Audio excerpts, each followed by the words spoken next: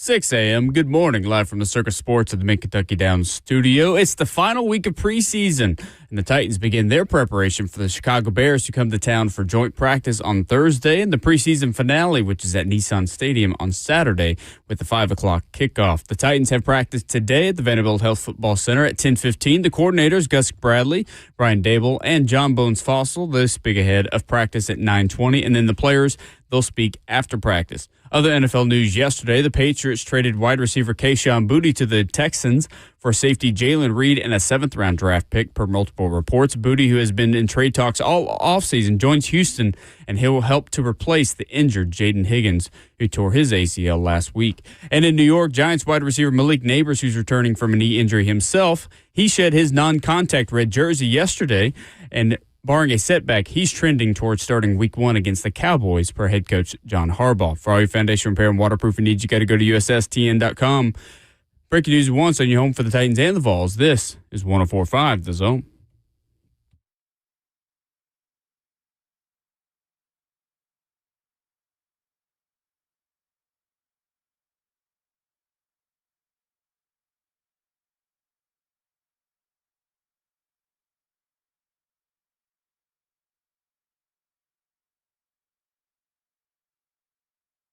A very good Tuesday morning to you here from Titans Training Camp, 615-737-1045.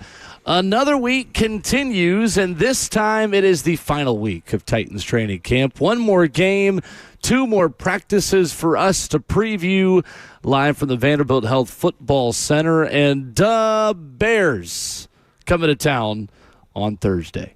Stream it live at 104.5 The Zone TV, Facebook Live, YouTube, Twitter, or Twitch. Our crew is all here. Kirby Allen Kirby here in person. Justin Hawkins back at our 104.5 The Zone studios. He's Ramon Foster. I'm Will Bowling on a gorgeous fall morning. What's up? It was beautiful this morning, man. Kirby Allen Kirby just pointed out how red, pink, blue the sky is, man. Yeah. It is awesome. If you're an early morning person, this morning's for you, okay? I used to be a beer commercial. This Bud's for you. No, this morning's for you, man. It's nice and crisp. This sunrise is for you. This sun, even better, Will. This sunrise, man. I'm feeling a clarity this morning, man. Are you? Yes, How so? absolutely. I don't know. It just, maybe it's the weather. Maybe great sleep last night. I don't know. But you know that feeling's like, okay, yeah, I feel clear this morning. Let's go kill this world. Okay? Tennessee Not has a kill it. starting quarterback. The Titans have one more preseason game. Yes, they There's do. a lot of good things happening. And right now, like, I feel like, okay, it's time to breathe a little bit more when it comes down to the schedule and everything. Like, legitimately, when hitting the 20s in August, meaning the dates, you know, like today is the 25th. My mindset would be we're just around the corner. Like, now, okay, all the guys that we've had in training camp and all of the fluff that we've had to deal with and all of the silly reps that we've had to watch and deal with in meetings and training camp, and coaches is ticked off, and I'm just ready to start the season. Now it starts, Will. Like, they've been banging on each other as far as like hitting and been physical with one another in training camp since this time a month ago. Legitimately, they started July 23rd, correct? If I'm not mistaken, is when camp started. They're a month and a couple of days past that date, man. So now is where it gets just a little bit more real. The noise, I feel like, gets a little bit quieter too, because cuts are coming. Yeah. You know, and the old ways of doing it, like there would be, if I'm not mistaken, 15 cuts after going into this week. So it started to get real for a lot of guys that were just borrowing time, man. I hate that, but of course, well, we're not here to hand out charity, right? When you're trying to build an NFL team, this is a situation where you're trying to find the best 53 while trying to prepare your team as well. And I know that's, you know, a little bit disheartening for a lot of guys, but you know, like I know, Will, if you're good enough, they'll keep you around. That's part of it. This is part of it, man, and I'm not mad at what this process is. So I'm super excited to see what they're going to turn into, and I know we got a whole lot more discussion as to what this team is turning into. We are Tajay Sharp days away from Titans football. 19 days. Let's go. Pull that one out. The way that I've got to think about it, and maybe you guys are like me, is when you get to 2 weeks left until football, it's just like you finished a game and then you're going into a bye week. No doubt. It's remember like when you were a kid and you get a week away from Christmas and you're like, I can do a week. Yeah. I've lived a lot of weeks. Like, absolutely. All right, and that's kind of how it feels when football is right around the horizon. You think about things like they're holidays. It is. That's the way I am. Okay, I can do 2 weeks. We're almost there. I'm essentially telling you the same thing. Like when we hit the 20s in August, like the fluff is done. Oh yeah, no, we're almost there. This is to me as a starter, right? It was two different lives you live. It's one is trying to survive the league, and you're trying to figure out what is training camp. Like that's where a lot of guys are still. You know, like Tyrone Montgomery. He's probably in a situation where he's just like, what is this? What's this next week going to be like? And there's a lot of heartbreak that comes into it, but there's a lot of optimism for guys that know they've had a good camp. Jalen McMurray, you know what I'm saying, had a big-time play in the game this past Sunday. You know, him, like, was that enough? Can you imagine, Will, being down the field the way Coach Foster has told you to, guy muffs a punt, and you're Johnny on the spot to pick it up like you have to? Will, you would think in your mind, like, that did something for me. You know what I'm saying? Because you beat your man to be downfield. You have guys like him as the guys in this last week who they're evaluating, but of course there's still a joint practice at hand where you got to iron sharpens iron as far as your ones versus ones, man, to prepare for this season. So this is a lot of excitement, some optimism, and some guys are scared going into this week. What is more important this week for deciding those final spots? Thursday's joint practice with the Bears or Saturday night's game?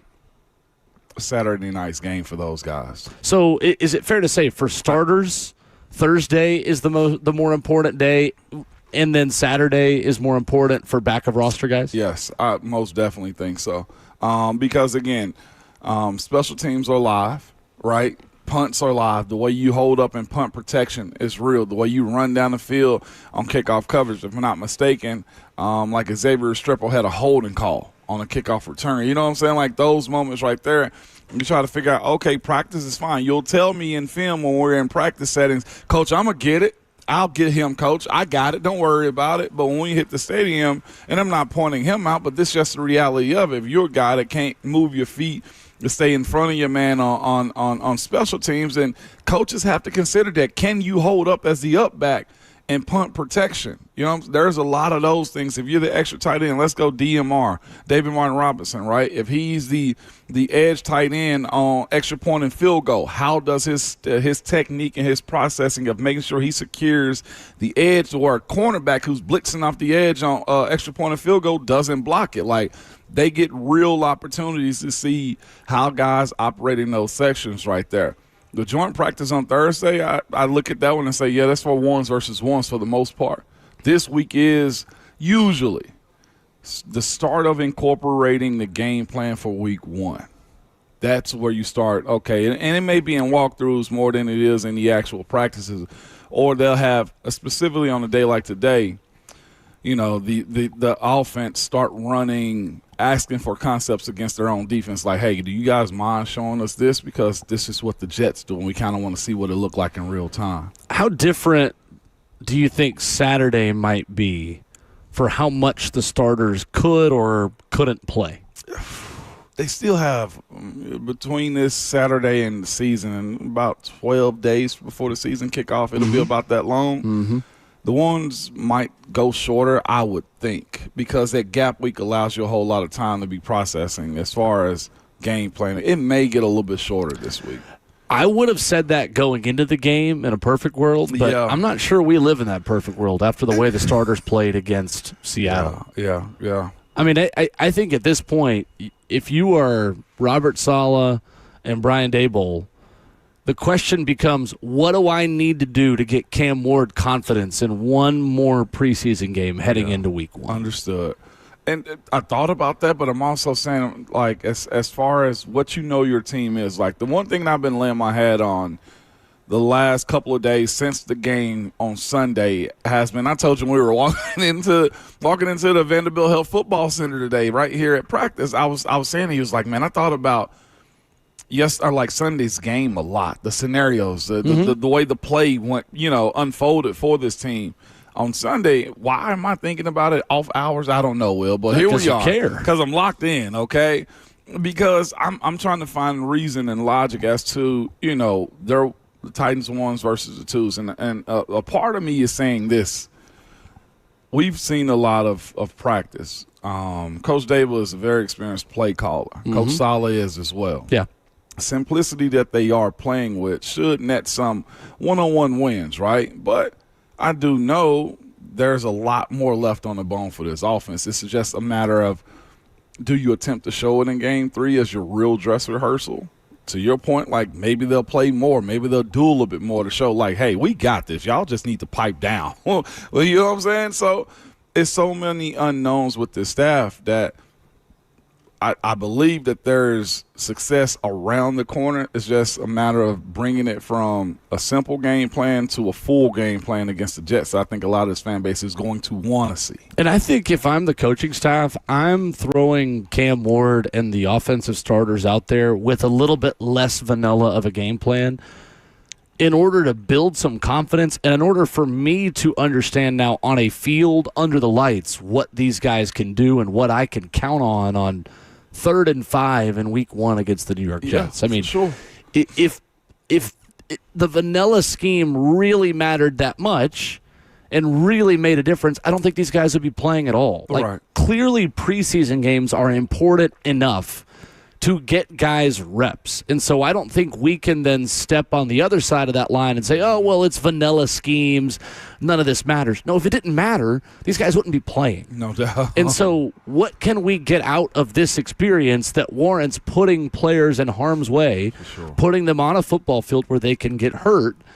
If A matters, then B has to matter. And so the performances, I think, means something. Now, I mean, is there a world where they step into week 1 and things look better because they are more comfortable running the plays that they are practicing out here? Yeah, I think that's possible. And I think that's why any evaluation you make this time of year, you got to take one step up or one step down. I'm not going to leap to bust or he's the guy, regardless of what happens in preseason. I'm going to save that for this season. But it does just change a little bit of the context going into week 1. And I think it puts a little bit more pressure on Cam Ward's shoulders if you just sit him down and not play him in the final preseason game, because that last taste that we had in our mouths was the Seattle game. Statistically, not that bad.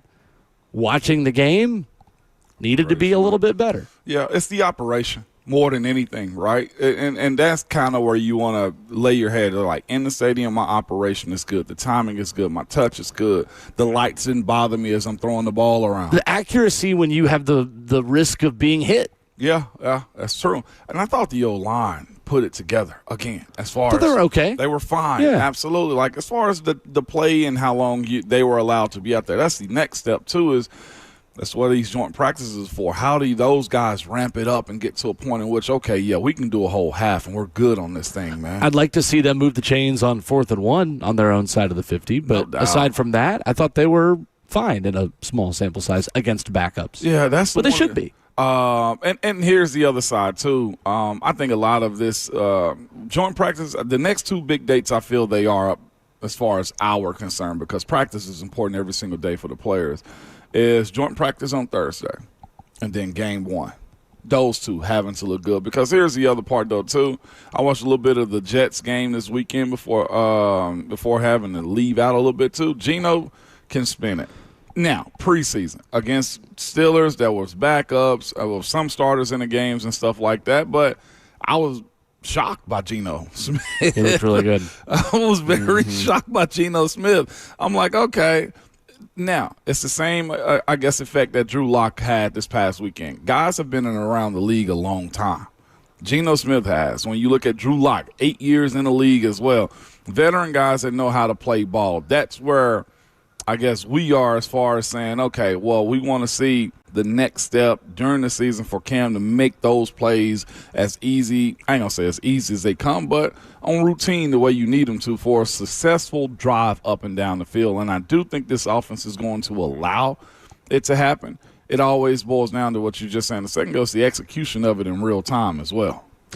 NFL headlines coming up as we react to week 2 of the preseason. Your phone calls at 615-737-1045. Stream it live on 1045 The Zone TV, Facebook Live, YouTube, Twitter, or Twitch. The big headline in the NFL comes out of Cleveland. We react to Deshaun Watson being the starting quarterback I thought we were of going the Cleveland Browns. We were going to East Palestine. That's next on 1045 The Zone.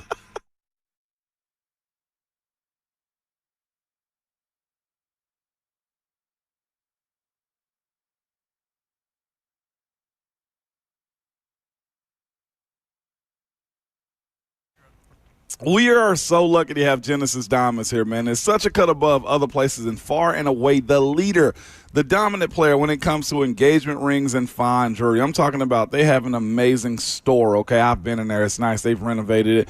Great people who really care.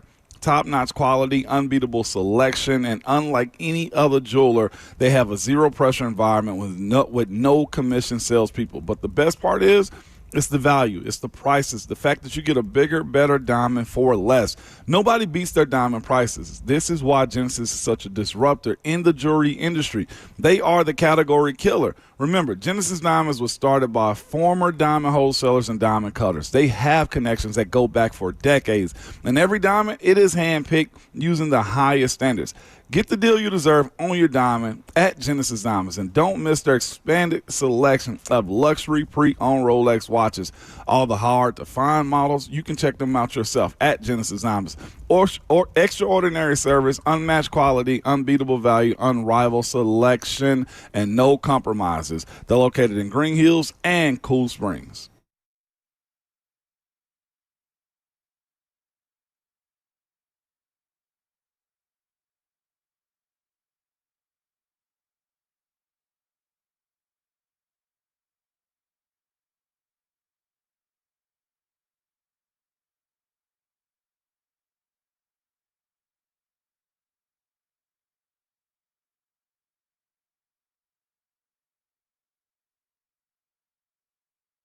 It's Ramon Foster for Hiller Plumbing, Heating, Cooling, and Electrical, man. Nobody likes dealing with those issues at all, specifically plumbing, your HVAC, or electrical. Most of the time, you don't know what it will cost you or if it'll get fixed right, or if somebody's trying to sell you something you do not need. When you reach out to Hiller, they're experts. They solve your problems quickly, and the price you told is the price that you will actually pay with. There are no hidden fees or surprises on your bill whatsoever. Hiller's been in business for over 35 years and are family-owned and operated. Their techs, who are the folks that will come to your house, are very professional, experienced, and trustworthy. And they're all background and drug screened as well. And when they are on their way, you'll receive a photo of the tech and a link to track them in real time, so you're not sitting around wasting your time.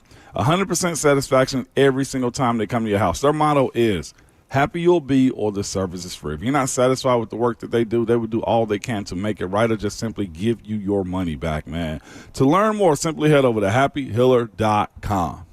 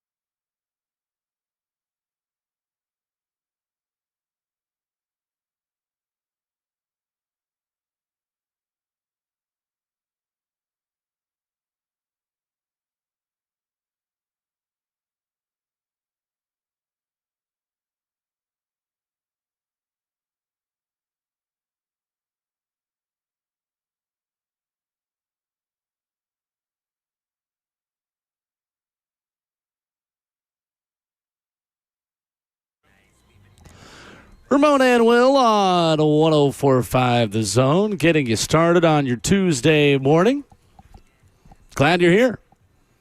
Whether you are on your FM radio dial, the 104.5 The Zone app, or Zone TV, the YouTube chat already awake, live, and active on a beautiful morning. Feels a little bit like fall. Yeah, it does. Just enough to make us feel something. Yes, I'm here for it, man.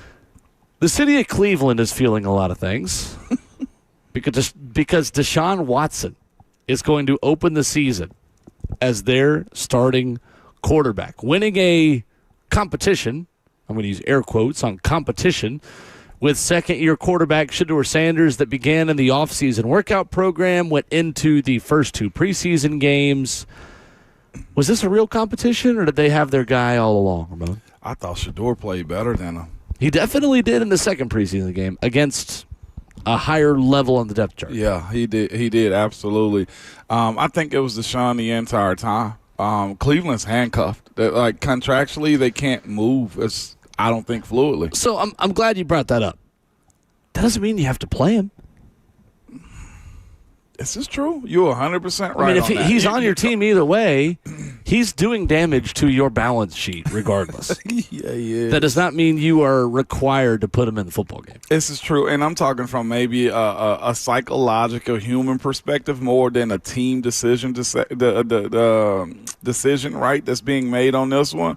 It's a, hey, just throw them out there type of clause. Like, we've had players where, let's say on the last year on their contract, coaches like, we just going to run them into the ground. Like, I feel like that's the same way Deshaun is with this contract. Is just put him out there, and if he's bad, we'll see he's bad. I think it's more public shaming from his play than almost the contract at this point with what Deshaun has going on. And, of course, this is an easy intro for Shedeur to come in at a certain point. The thing is, if they go with Shedeur and Shedeur is bad early, then it's hard to go back to Deshaun in those moments. I completely agree with you. Completely agree with you. I don't know what Deshaun Watson is as a player, and even more so as a quarterback, right? Bad. It's like so this weekend, I took his side on one side of thing, and it was his audio that he had about how the fan base had treated him, right? Yeah, he said it's personal. It has nothing to do with football when he was booed by Browns fans. Yeah, and they were just like, well, they're booing you for your play. He was just like, no. And he elaborates like, this is a good bit of the same crowd that booed me when I simply tore my Achilles while giving my all for the franchise. And I'm like, okay, that side I agree with, Deshaun. Like, you see a player have an injury, major injury. Yeah, you don't want him on the field, but like that guy is also servicing himself and also being well compensated for your team, and he tears his Achilles. Like, I hate that anybody gets an Achilles or, a major injury. I will side with that. But I also said this. Cleveland has a very prideful fan base. It's hard to appease a Cleveland Browns fan. I think they are more forgiving of the Cleveland Cavaliers and the Cleveland Guardians than any facet of what the Cleveland Browns present to them because there's been so much bad. So that's on him, I would say, to play better. Only part I agree with Deshaun was just like, man, don't cheer when a guy goes down on an injury. I don't care if he's, concussed, Achilles, or bone through his leg. Sure. That's tough. Sure. I mean, but it's Cleveland. The way he's treated by Cleveland is also consistent with the off-field trouble that he got himself in. That's an ownership problem to me.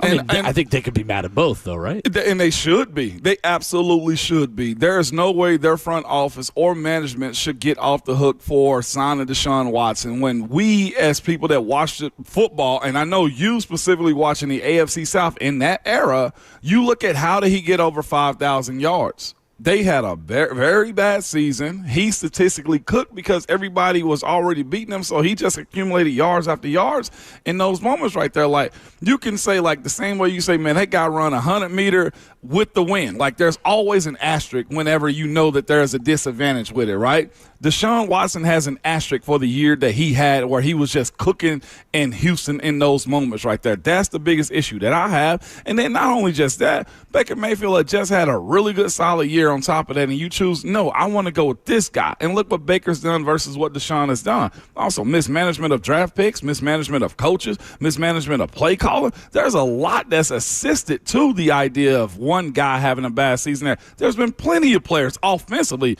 that have had really bad years in Cleveland. He was 4-12 as the starting quarterback of the Houston Texans in the COVID 2020 season, completed 70% of his passes that year, to your point, for 4,800 yards, 33 touchdowns, 7 interceptions. He was sacked 49 times, but 8.9 yards per attempt and 48.23 through the air led the NFL. I'll be honest, I was not saying what you just said back then. I was. His year off in 2021, I think, made a big difference here, and obviously being suspended for the 2021 season, and he's responsible for that. I'm not excusing the bad play that he's had whatsoever. And then you have the torn Achilles, and that's a hard injury to come back from. No doubt. He did go 5-1 as the starting quarterback of the Cleveland Browns in 2023 with a really good defense, to be fair. But it is kind of wild just how big of a cliff his numbers went down from 2020 to 2022 when his quarterback rating, his first 4 years, 103, 103, 98, 112, 79, 84, and 79. I mean, that is truly going off of a cliff at that point. And something just isn't clicking anymore for him. And that year off did him a world of bad. It did. From a personal perspective, I think from just a mental and emotional perspective to the football perspective. I would, and I'm going to go extreme. If you mind me going extreme just a little bit. You do this with the Cleveland Browns very often, but I will allow you to. It's just, no, but I want to give more of a conversation to, like, guys having time off, right? Like that year off he had, as far as that was the case year, I'm guessing he had with the massage stuff. Okay. There was a guy, and I don't joke about this, I'm not laughing, but there was a guy that went to prison for 2 years, and Michael Vick, that came back. He only started one game in 2009 after his 2008 league personal conduct policy. And then in 10, Vic bounced back, went 8-3 as a starter, threw 62.6%, 3,000 yards, 21 touchdowns, and 6 interceptions on the season. We've yet to see a bounce back, and it's been years since Deshaun has had the year off. Ran for 700 yards that year, too. Easy cook. Michael also, Vick. From prison. Made the Pro Bowl. Yeah, and from when the Pro Bowl actually mattered. Yeah, we're back when it meant something. Remember those days, man? Boy, we can go back to those. But was comeback player of the year as well. Exactly, and that's my thing. And also got a $100 million deal right after that. Like there's a discussion for Deshaun, and I'm probably piling on more to him than I am the franchise because, again, they've had numerous coaches. They've had a switch up of defensive coordinators from time to time. They're in a new head coach right now again. And they at one point in time last year had 5 or 6 quarterbacks in the same room. Like, sometimes failure is because, like, where you're born at, and the place that he's choosing to live at is in Cleveland. And again, they can give all they want, like Andrew Berry and the moves that they're making.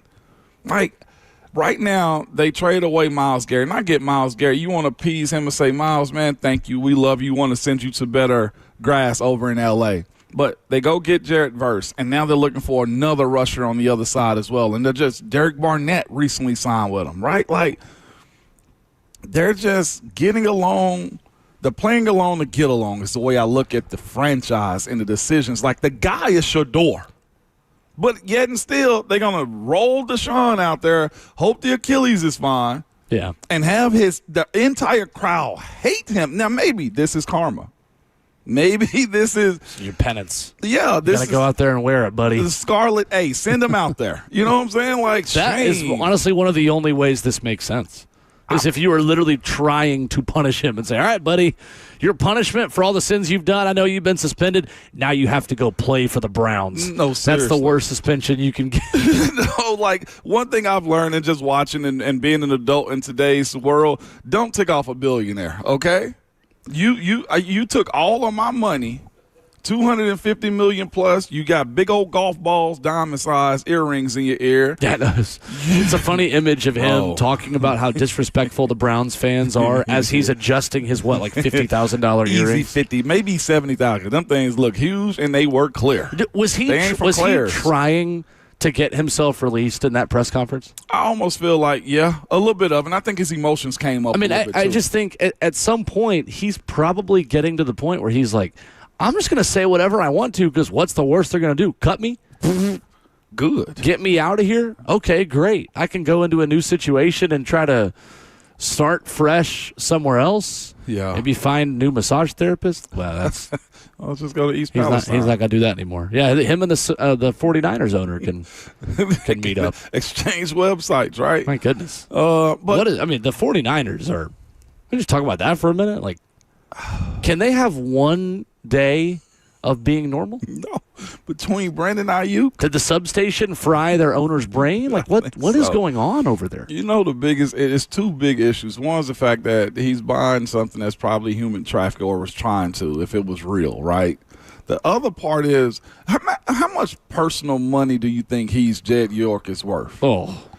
$500 to $750 million? Easy?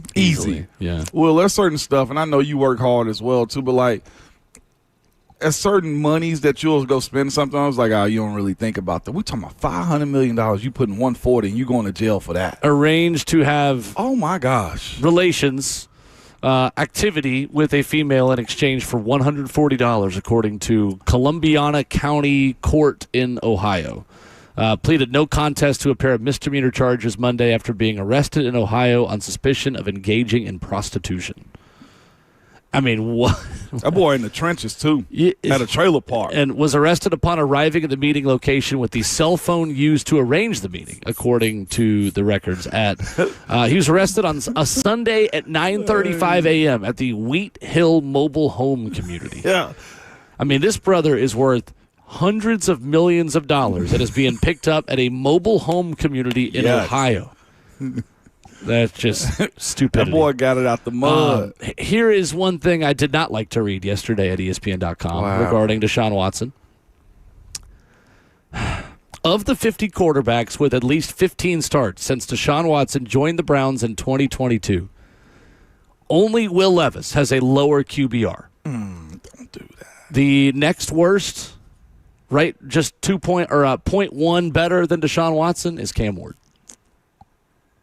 The three quarterbacks with the worst QBR with at least 15 starts since Deshaun Watson joined the Browns in 2022. Will Levis is the worst. Deshaun Watson is second worst. Cam Ward is third worst. Jeez. The next two that are in those five worst, Zach Wilson and Davis Mills. Zach Wilson? Unfortunately, that is the company that Cam Ward and Will Levis are keeping right now. Yeah, you got to come up out of there. You can't dabble and be all in. You have to come up out of that space right there. That's why I think some of the fan base, some of the calls we received yesterday are looking for that change, looking for that pivot. When is that switch going to flip on? And that's what I'm holding. I guess I'm holding my conversation for the season to see that turn over and show itself. Because again, that's not a conversation you want to be with Deshaun Watson, not even in general. No. Not even in personal or professionally at this point moving forward. Collegiately, he cooked. Cam, Cam has a small sample size to be a part of that, and obviously we are familiar with all of the limitations on Cam last year, the fact that he had two different play callers, two different head coaches, a rotating cast of offensive linemen and wide receivers around him. Like, I'm not grilling Cam for being on this list, but again, I think this is the illustration for those that come to us when we talk about how defining of a year this is for Cam Ward and say, well, how are you going to base that just off preseason?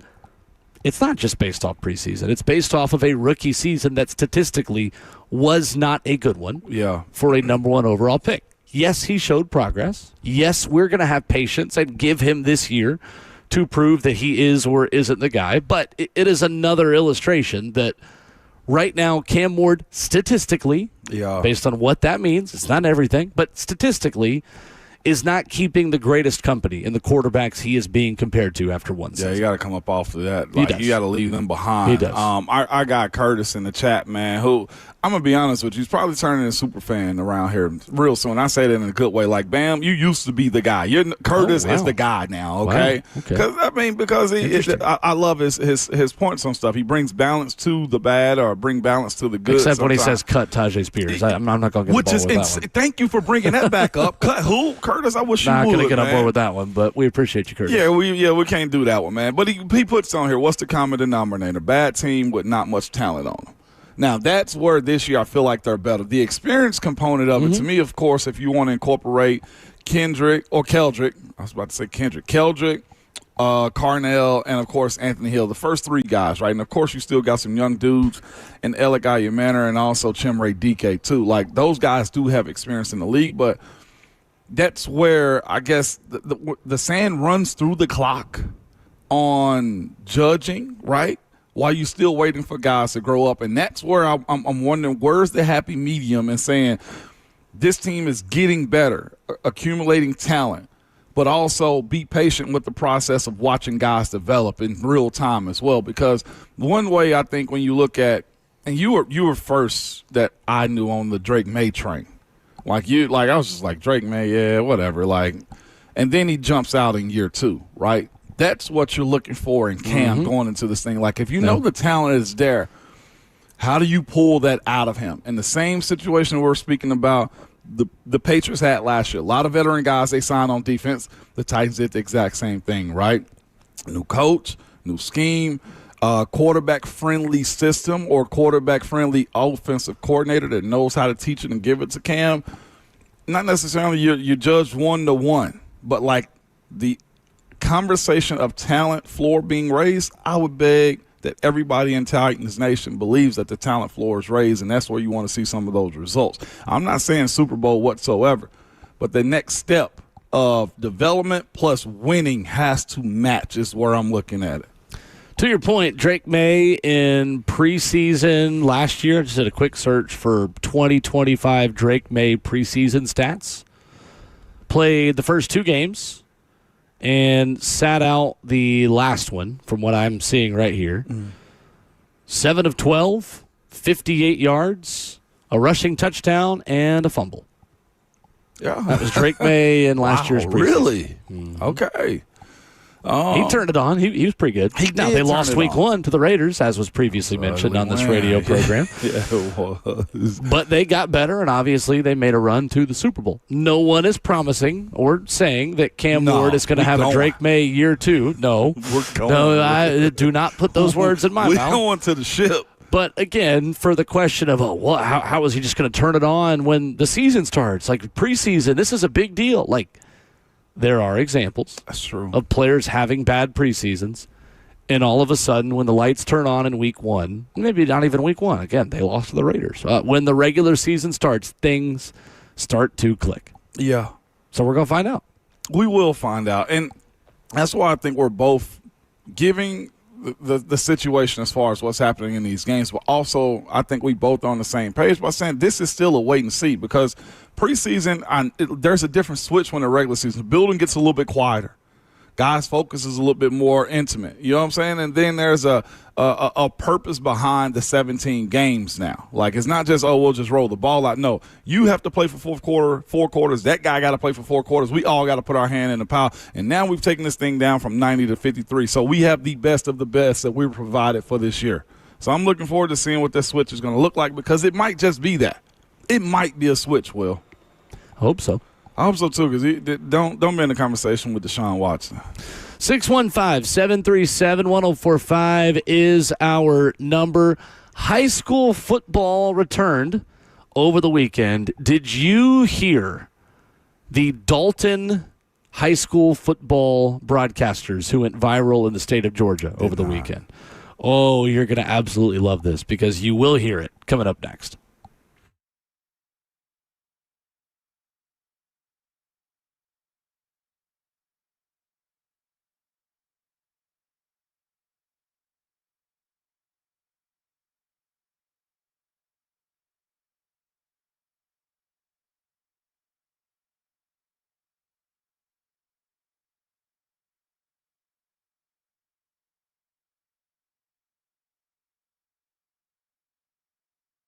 Hey, it's Ramon Foster, and when it comes to your home or business, you want to work with people you can trust. That's why I'm excited to tell you about Crawford Door Sales. In fact, they're currently working on a project at my house, and I've seen firsthand their professionalism, attention to detail, and customer service they've built their reputation on. Crawford is a family-owned and operated business, okay? They've been serving Middle Tennessee since 1969. For more than 55 years and across 3 generations, they've been helping homeowners and businesses with quality products and dependable service. They're also an A-plus accredited member of the Better Business Bureau. Whether you need new residential garage doors, commercial overhead doors, loading dock equipment, or expert sales, installation, repairs, and service, Crawford Door Sales has you covered. And no matter the brand, they service most major manufacturers. See why Middle Tennessee has trusted Crawford for decades. Visit crawforddoors.net or call them at 615-244-4051. That's 615-244-4051. Crawford Door Sales, family owned, locally trusted, and serving Middle Tennessee since 1969.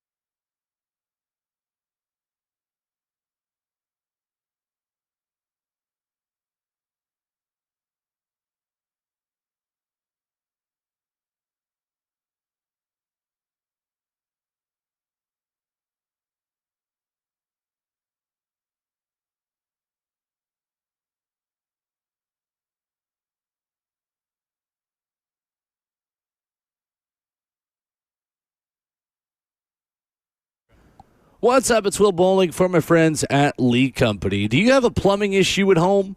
Whether it is a leaky faucet, a clogged drain, or a water heater that's gone cold, the plumbing professionals at Lee Company have your back. Available 24/7 year-round, Lee Company's licensed technicians can save you time, money, and all the stresses that come with an ill-timed plumbing issue. You can contact their award-winning team online at leecompany.com. Lee Company is a one-stop shop to fix things that aren't working the way they're supposed to around the house. They're available 24/7, a multi-award-winning great place to work with 16 community locations in Tennessee, Kentucky, Alabama, and Georgia. And Lee Company has over 1,800 team members ready to help you. Those hours make a big difference. Available 24/7. When something's not working, they will be out there quickly and efficiently to take care of any issue you've got. So make sure you get them out there to take care of that plumbing issue that you've been putting off around the house. You can find them online at leecompany.com. That's Lee Company, all you need.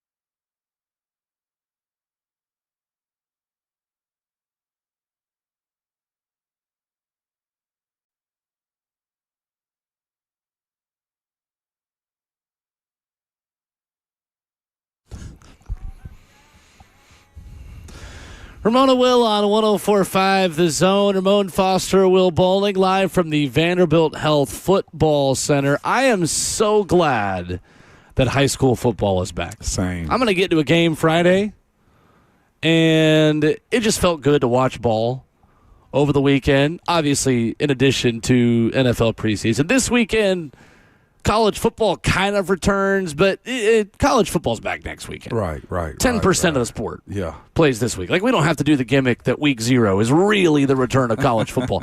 College football comes back Labor Day weekend. Yeah, it does. That being said, a Georgia high school football broadcaster is going viral.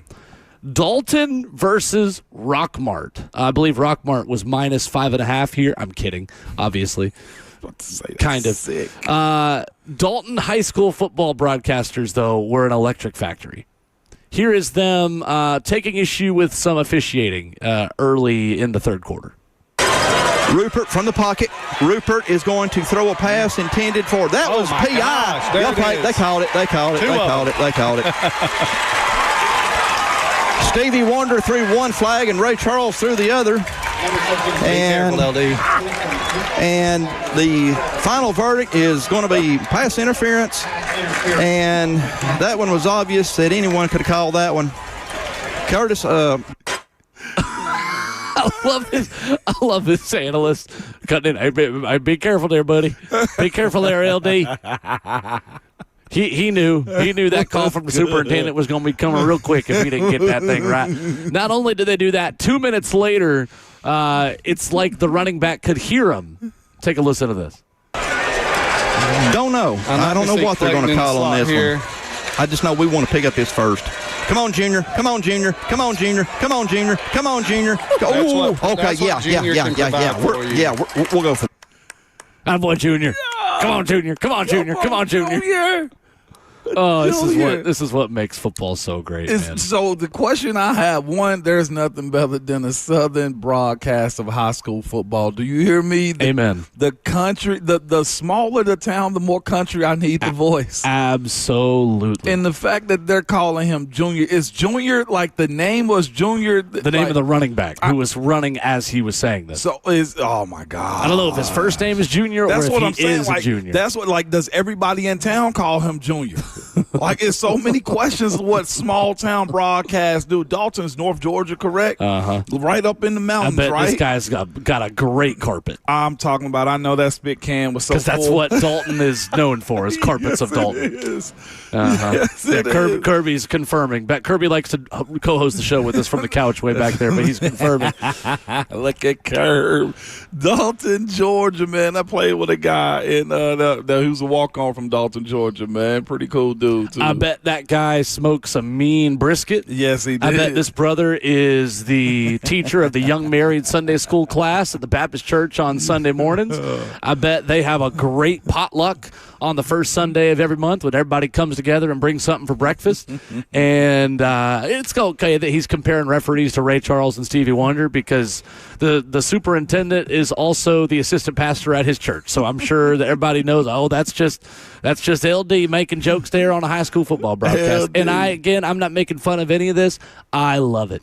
No. This is what makes Southern high school football so fantastic. That was good right there. I mean, so we good. can have Coach Mack say the clown shows in town. We got to be able to let the local broadcasters call them Ray Charles and Stevie Wonder on the call. I don't think we should say that We should? on a Titans game, but Really?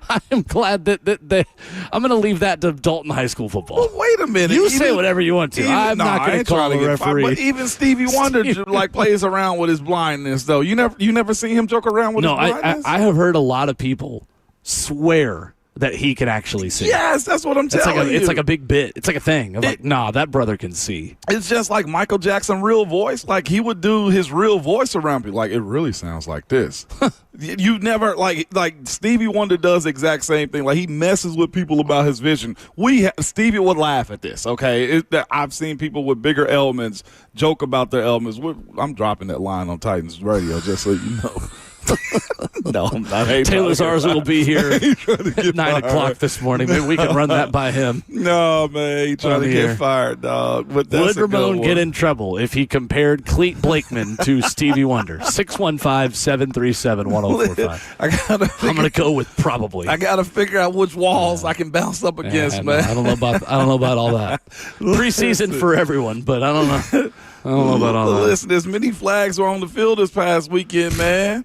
We gotta call it out on something. Seriously, I made the correlation. There was so many flags on the field, it felt like I was at the laundromat with my mom on Sundays, man. I think Cleet Blakeman talked more than both of us combined on that. Nah, he's actually one of the better ones, if I'm not mistaken. So really? Cleet is, yeah. Usually, he's been there for like, is it 20 years now? I think the list had 24 on his, if I'm not mistaken. Yeah. I mean, it's preseason. It's part of it. Like I'm not even being critical of him. Like when the Super Bowl champs also have 14 penalties for 129. I mean, tough. Ben Jones said it on the broadcast. It's just kind of the way this works this time of year when you have so many young players. It's that part. Getting used to the NFL and so many UDFAs and guys that don't have experience playing with NFL referees being called for things that they can't get away with. And the other part, though, too, with all this, like, they're trying to condition guys. Like, training camp mode is over. Mm-hmm. We're in regular season mode now. We're regular season mode now, close to it, and we need to act that way with how you play this game as well.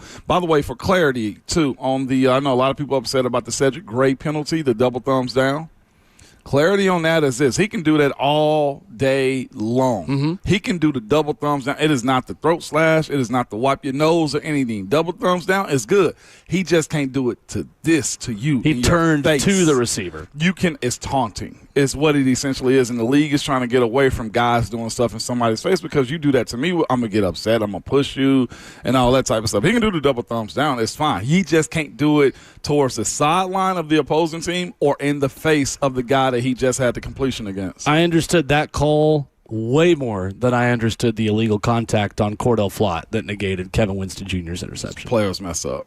I'm just saying. I don't. Yeah. But I don't think he messed up. I thought that was a downy, soft, illegal contact penalty called on Cordell Flott. I wonder who it was. I had to look at the number of years he's been in. Either way, yeah. Coming up, Faison Brandon is going to be the starting quarterback of the Tennessee Volunteers, the first true freshman to start a season opener for Tennessee since one of Ramon's teammates started a season opener for Tennessee. We're going to talk about the similarities and differences between that situation and this one and take a look at the company that Faison Brandon is keeping and the other true freshman quarterbacks who have started for the Vols. Coming up next, hour 2 after this, Ramon Foster, Will Bowling, Ramon and Will, 104.5 The Zone. A day at the spa, the perfect gift for birthdays, anniversaries, or any occasion. Lavish and luxurious, yet affordable. A grand gesture, yet simple for you. The gift card from A Moment's Peace. Give her the gift she won't buy herself. An escape, a bit of luxury. Something special that shows more than just words. A gift from A Moment's Peace Salon and Day Spa in Cool Springs across I-65 from Galleria Mall. Call 615-224-0770 or go online at amomentspeace.com anytime. What's happening, good people? Let me go on and tell you, while you're walking into your weekend, what you need to be looking for. That is a truck. Yeah, Mid-10 Ford, they got you covered. They're going to take care of you. All you got to do is slide in there and let them know, hey, man, Big Slay told me. And they will look out for you. Go in there and holler at my guys, Trey, Matt. They're going to be right there to help you walk through the process of going to get your truck. And guess what? It's nothing that's going to be pressure, no high pressure, just low pressure approach, no gimmicks, no pushy sales tactics. That's not what they're about. They're about getting the job done and getting you comfortable and understanding exactly what you're getting into. It's a one-stop shop. If you need service, Mid-10 Ford, they got you covered. They are the ones you need to be looking for. When it comes to the right vehicle, they got you covered. Even a body shop, service, financing, sales, they got it, all of that. All you got to do is go to 1319 Foster Avenue. Visit mid10fordtrucks.com.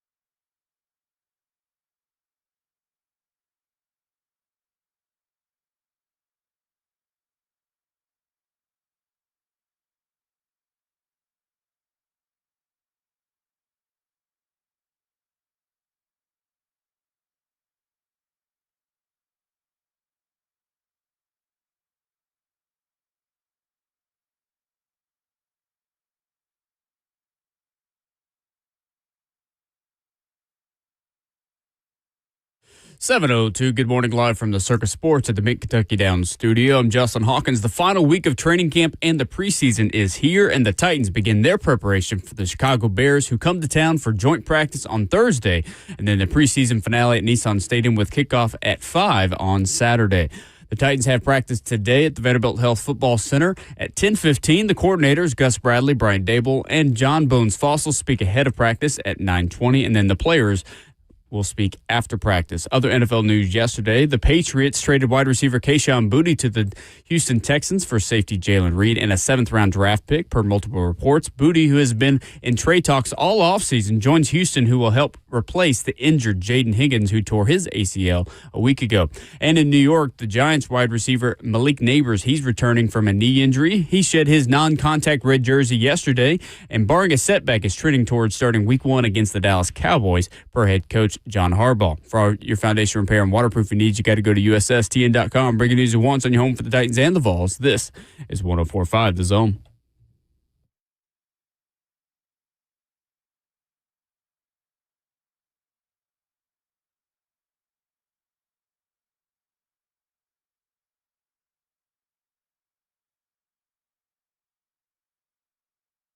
There is going to be a freshman starting quarterback on Rocky Top. And the last time there was one, Ramon Foster was playing tackle for the Big Orange. Ramon Will continues. Hour number 2 from the Vanderbilt Health Football Center, 615-737-1045, our number. So Faison Brandon, the second ever true freshman to start a season opener when he starts next Saturday, health permitting, of course. You never know what could happen, but it's going to be Faison next week against the Paladins of Furman. The last time a true freshman started a season opener, it was Brent Schaefer in 2004 as he beat out fellow true freshman Eric Ainge for the quarterback job.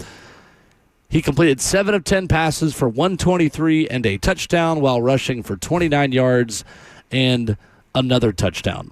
What is the commonality? Where are the differences, Ramon, for you between this situation and the one that you watched play out in 2004? The commonality is two types of guys. Although I think George is probably more athletic than Ainge was at the time, and I think it was a split of two different eras. I think both of these quarterbacks are mobile. That wasn't the case in 2004 between Ainge and Schaefer, just specifically looking at that situation, right? The other part was both of those guys were freshmen. Essentially, George isn't one. So let me just go this route. The difference is they're not making the decision based off of style. I think style, both Faison and George are the same. When you look at what happened in 2004 between EA, you're talking about a pocket passer versus a dual-threat quarterback that was run first, pass second. That's the way I view this one. I thought the way Ainge ended up winning that job was the way Schaefer ended up winning that job was the idea that he was a quarterback that can create for you with his legs around. His understanding of the passing game, I don't think was there. Faison, I think, understands it more. George understands it more. It's just that the quick decisions that George made was what got him over the top versus George in this situation. So it's a way different competition, but I think similar and the same. They just went with the guy that was younger, I think a little bit more explosive in how he played. Like, I'm looking at the first play of the season right now against UNLV. Schaefer's a lefty. Under center, takes the ball and immediately rolls out left and didn't even think about running the ball. That's what we were looking for in that era right there. This is also in the Marcus Vick, Mike Vick era as well, where guys were starting to be more electric with their legs on the ground. It's just that in the SEC still at that time, you needed a guy that was going to be able to spin the ball through the air, and that's why I think Brent Schaefer, that is, kind of lost his touch when it boiled down to what he was capable of being as a player. I don't think he really understood the defense or offense enough to be able to be successful, and that's where Ainge ended up taking over more than anything. You needed a guy in that era that could also be good with his feet or be really good with his arm, and that's where Ainge was. So here are the other true freshmen who have started for Tennessee at quarterback. Again, none of these guys started a season opener. They earned their opportunities later on in the year. Eric Ainge, as a freshman, led Tennessee to 10-3, an SEC East title, and the Cotton Bowl. Completed 109 of 198 passing for 1,452 yards, 17 touchdowns, and 9 interceptions as Tennessee's starting quarterback. Nico Imaliava, 2023 Citrus Bowl as a true freshman for Tennessee, the most recent one. 12 of 19, 151, rushed for 27 and 3 touchdowns. Funny thing is, I felt like he was so much better than that because we were so excited after that Citrus Bowl. But you know what it was? He had moments. Like, it was situational ball in which he won, and the defense also backed that up. It was just like a momentous type of game. The entire game. I was there. You were there. I was there too. I was just like, national championship. It here we looked come. really good. It did. Yes, it did. Really, really good. And, man, in hindsight, maybe not as good as we thought it was. But in the moment, it felt like the arrival of a star who was going to be here for 3 years. Yep. Harrison Bailey started the final games of the COVID season. 48 of 68 for 578, 4 touchdowns and 2 interceptions. When I think of Harrison Bailey, I just think of that game. Where was it? That was another game at Arkansas, wasn't it? Yes. Where he just kept checking it down and checking it down and checking it down like, brother, you got to go down the field. You're going to lose. Yes. Like, let's go. We can't just keep Charlie. going to the check down running back 5 yards down the field. It is a 2-score game, and there are a few minutes left. You got to try something else. Yes, absolutely.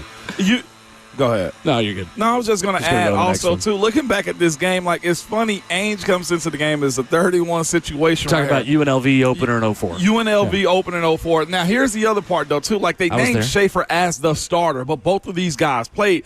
We're talking about it's still first quarter. Ainge is in the game right now in a 3rd-and-1 situation. Yeah, they switched them back and forth. They did, and that was the other part, though, too, that we dealt with in 04. Like, we dealt with a lot of these, like, come on, make a decision. Like, we knew that it was Ainge. I feel like, and Swain's even said this as a wide receiver, like, practice showed you that Ainge was the guy. Mm-hmm. I think Coach Randy at the time was more – Randy Sanders. Was more just like, okay, let me try this thing out with Schaefer. It was also a historic moment, too, of course, for Schaefer to start at that moment in time. And it was more or less – looking at this situation, like when Ainge got into the game, this next play on the 3rd-and-1, he goes deep to a wide receiver at the time and scores. Like, I don't know if Schaefer even had a pass on the first series of the game in which he went in. Like, that's just where it was to me. Like, you saw that you were going to need a guy like Ainge in this game, man. And that's where it became problematic for Schaefer moving forward. And, again, having been around both of those guys in our freshman class, Ainge displayed more of a quarterback. Schaefer was more of an athlete. And I think that's where it's different in this competition between George McIntyre and Faison Brandon. Both of these guys are quarterbacks first. And that's where when you say make a decision in this type of offense, that seems to be where Faison edged out on George McIntyre in this one. Yeah, it feels like from what we've heard and read that he's just let it rip more. Yeah. He's made more plays downfield, and maybe there's been some concerns with George holding the ball too long and taking too many proverbial sacks. Obviously, you're not actually getting hit in practice. But the other guys recently who have started as true freshmen, we mentioned Harrison Bailey, Brian Maurer. Remember him? Maurer, I do remember. Started the 4 games in 2019. Yep. Injuries knocked him out 3 times against Alabama, Mississippi State, and Kentucky. Will McBride started against Missouri in 2017. That was the game that got Butch Jones fired. Jeez. Completing 16 of 32 passes for 139, a touchdown, and 2 interceptions. I remember watching that game with a lot of friends, and as it got really out of hand in the second half, there was this feeling of, oh, good, this will get Butch fired. Was it Thank really? goodness. Yeah, this has got to be the last What straw. year was this? 2017. Man, I was so the deep in only it, man. 8-loss season in the history of Tennessee football. Brian Maurer, 4-8. That was tough. That's a tough look right there, man. 4-8. Not That's much a fun. tough The last look. time also Tennessee played Georgia Tech. Which we got coming up this year? The second game ever in the history of Mercedes-Benz Stadium. Tennessee won in overtime. Daniel Batuli had about 50 tackles in that game. Jeez. And probably literally almost had 50 tackles in that game. Yeah, I legitimately think it was 23. That's a lot of movement Let's see, 2017 tackles versus Georgia Tech. Again, this was still Flexbone. career high 23 tackles. There you go. Yeah, it was 23. Right there. I don't know why I remember that so well, but I was there. I was covering that game for Rocky Top Insider, and I just remember every time. Tackle made by Batuli, second down or first down a lot because, unfortunately, he was making a lot of tackles about 10 yards down the field. Nashville native, Danny Batuli. Yes, Nashville Christian absolutely, School. man. No doubt. Tyler Bray started the final 5 games of 2010, led Tennessee on a 4-1 stretch, and started another fraudulent loss in the Music City Bowl, one of many that Tennessee has had that was taken from them by officiating that should have been taken from them. The infamous 10-second runoff game against North Carolina. He completed 125 of 224 passes for 1,800 yards, 18 touchdowns, 10 interceptions in 5 games. He was a gunslinger. Jeez, okay. Remember the Jonathan Crompton game in 2006 against LSU? Had a chance. Tennessee had a chance in that game. It was a heartbreaking loss, but I remember feeling like, all right, we got something in Jonathan Crompton. Unfortunately, it took 3 more years for us to see what we had in Jonathan Crompton when Lane Kiffin got there in 2009. But 11 of 24, 183, 2 touchdowns and a pick. A week later, 16 of 34 in Fayetteville for 174, 2 touchdowns and an interception. I am sorry to bring 06 back up. Man, Crompton might be one of the most polarizing guys on campus at the time. It just... That was when I felt like Rivals, and it was Scout.com at that point in time, was really into the rating side of things, and they had a good class come in, too. He was very highly rated coming out of high school. And a lot of parental involvement and, hey, my son shouldn't type of stuff, and it kind of became more divisive than anything. And then Coach Cutcliffe came in and kind of settled all of that, like, nah, this is my ship, and you better just hold on to your oar, okay? And he said ship with a P. I did say ship. 9-4 season. 06 obviously wasn't bad. It was 08 and 05 that were the bad ones. But it was. I remember that game against LSU really well. What was that? Dwayne Bowe in the back of the end zone. Oh, right at the very end. To the right, south end zone. I remember it like it was yesterday. Man, being at that game. Watching their quarterback just throw the way he was at the time. Goodness gracious. Raiders legend, Jamarcus Russell. Jamarcus was cold with it. It was one of the first times in warm-ups I saw a quarterback throw from his knee from like the 50 through the end zone. Like he was just putting it on display. Like he knew. Early like Doucette, not Jamarcus Russell. Dwayne Bowe had a touchdown earlier in the game. Okay, gotcha. 9 seconds left. Early Doucette to win 28-24 for the LSU Tigers. Golly. I'm looking at this 04 game right now still with Ainge in Florida. What a legendary. Look at Swizzy. I'm looking back at this 06 LSU. LSU turned the ball over 4 times. Outgained Tennessee 478 to 248. The Chief was mad about Doubled up almost Tennessee's total yards in that game and found a way to win in Neyland on a night where it was very loud. They ran for 231 that day, too, LSU did. God, John Chavis, Chief, he was upset about that one. You could hear him yelling from the split of dividers that we had in the doggone meeting room at the time. Jamarcus Russell ran 7 times for 71. Keelan Williams, 17 carries for 53. Jacob Hester, 6 carries for 52. Then Arian had 10 for 44. Remember Trendon Holiday? Yes. For LSU? I remember on the video game that year, this would have been NCAA 07. He was like the only player with 99 speed.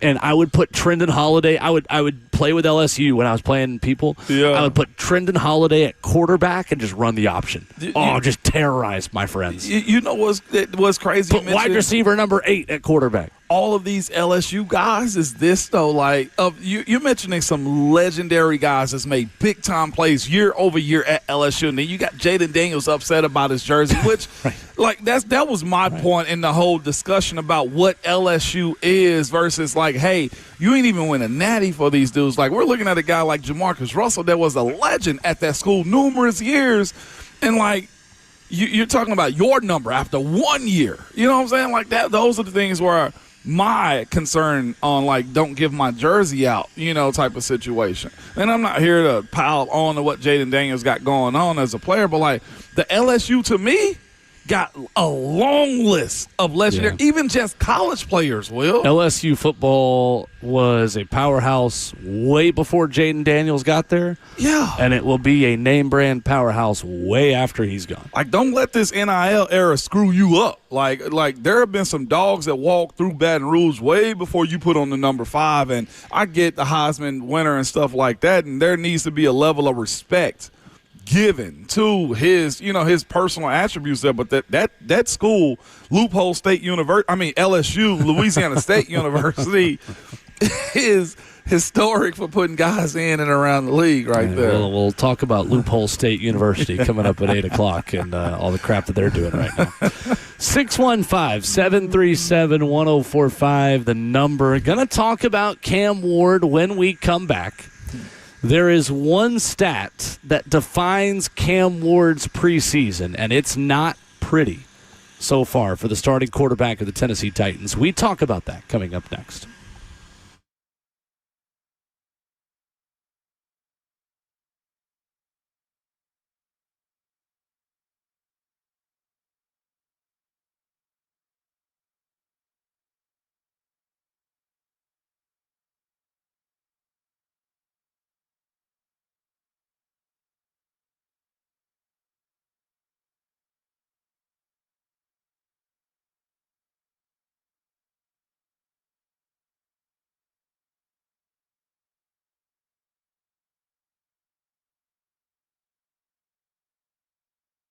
If you have a 2, 3, or 4% mortgage rate, don't refinance it. You don't have to.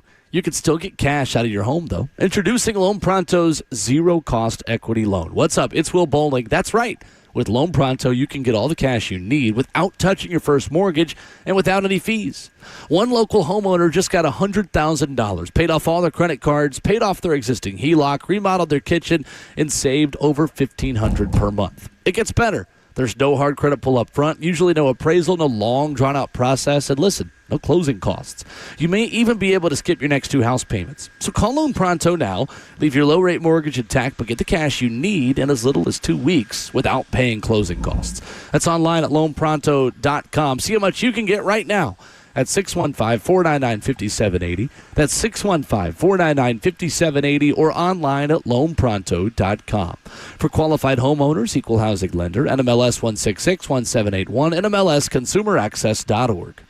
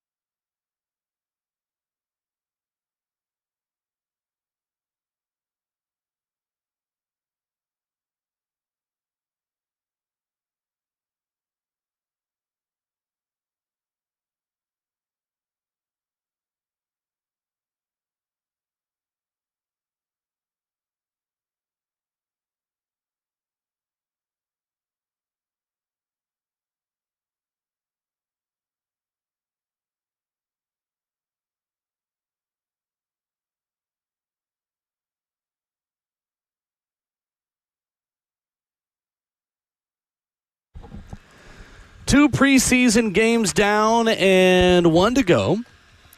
2 joint practices down and 1 to go. On Thursday, the Bears will be in town.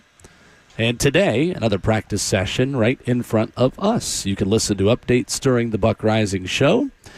615-737-1045. Ramon Foster and Will Bowling. So there is a glaring weakness in Cam Ward's 2 preseason performances so far.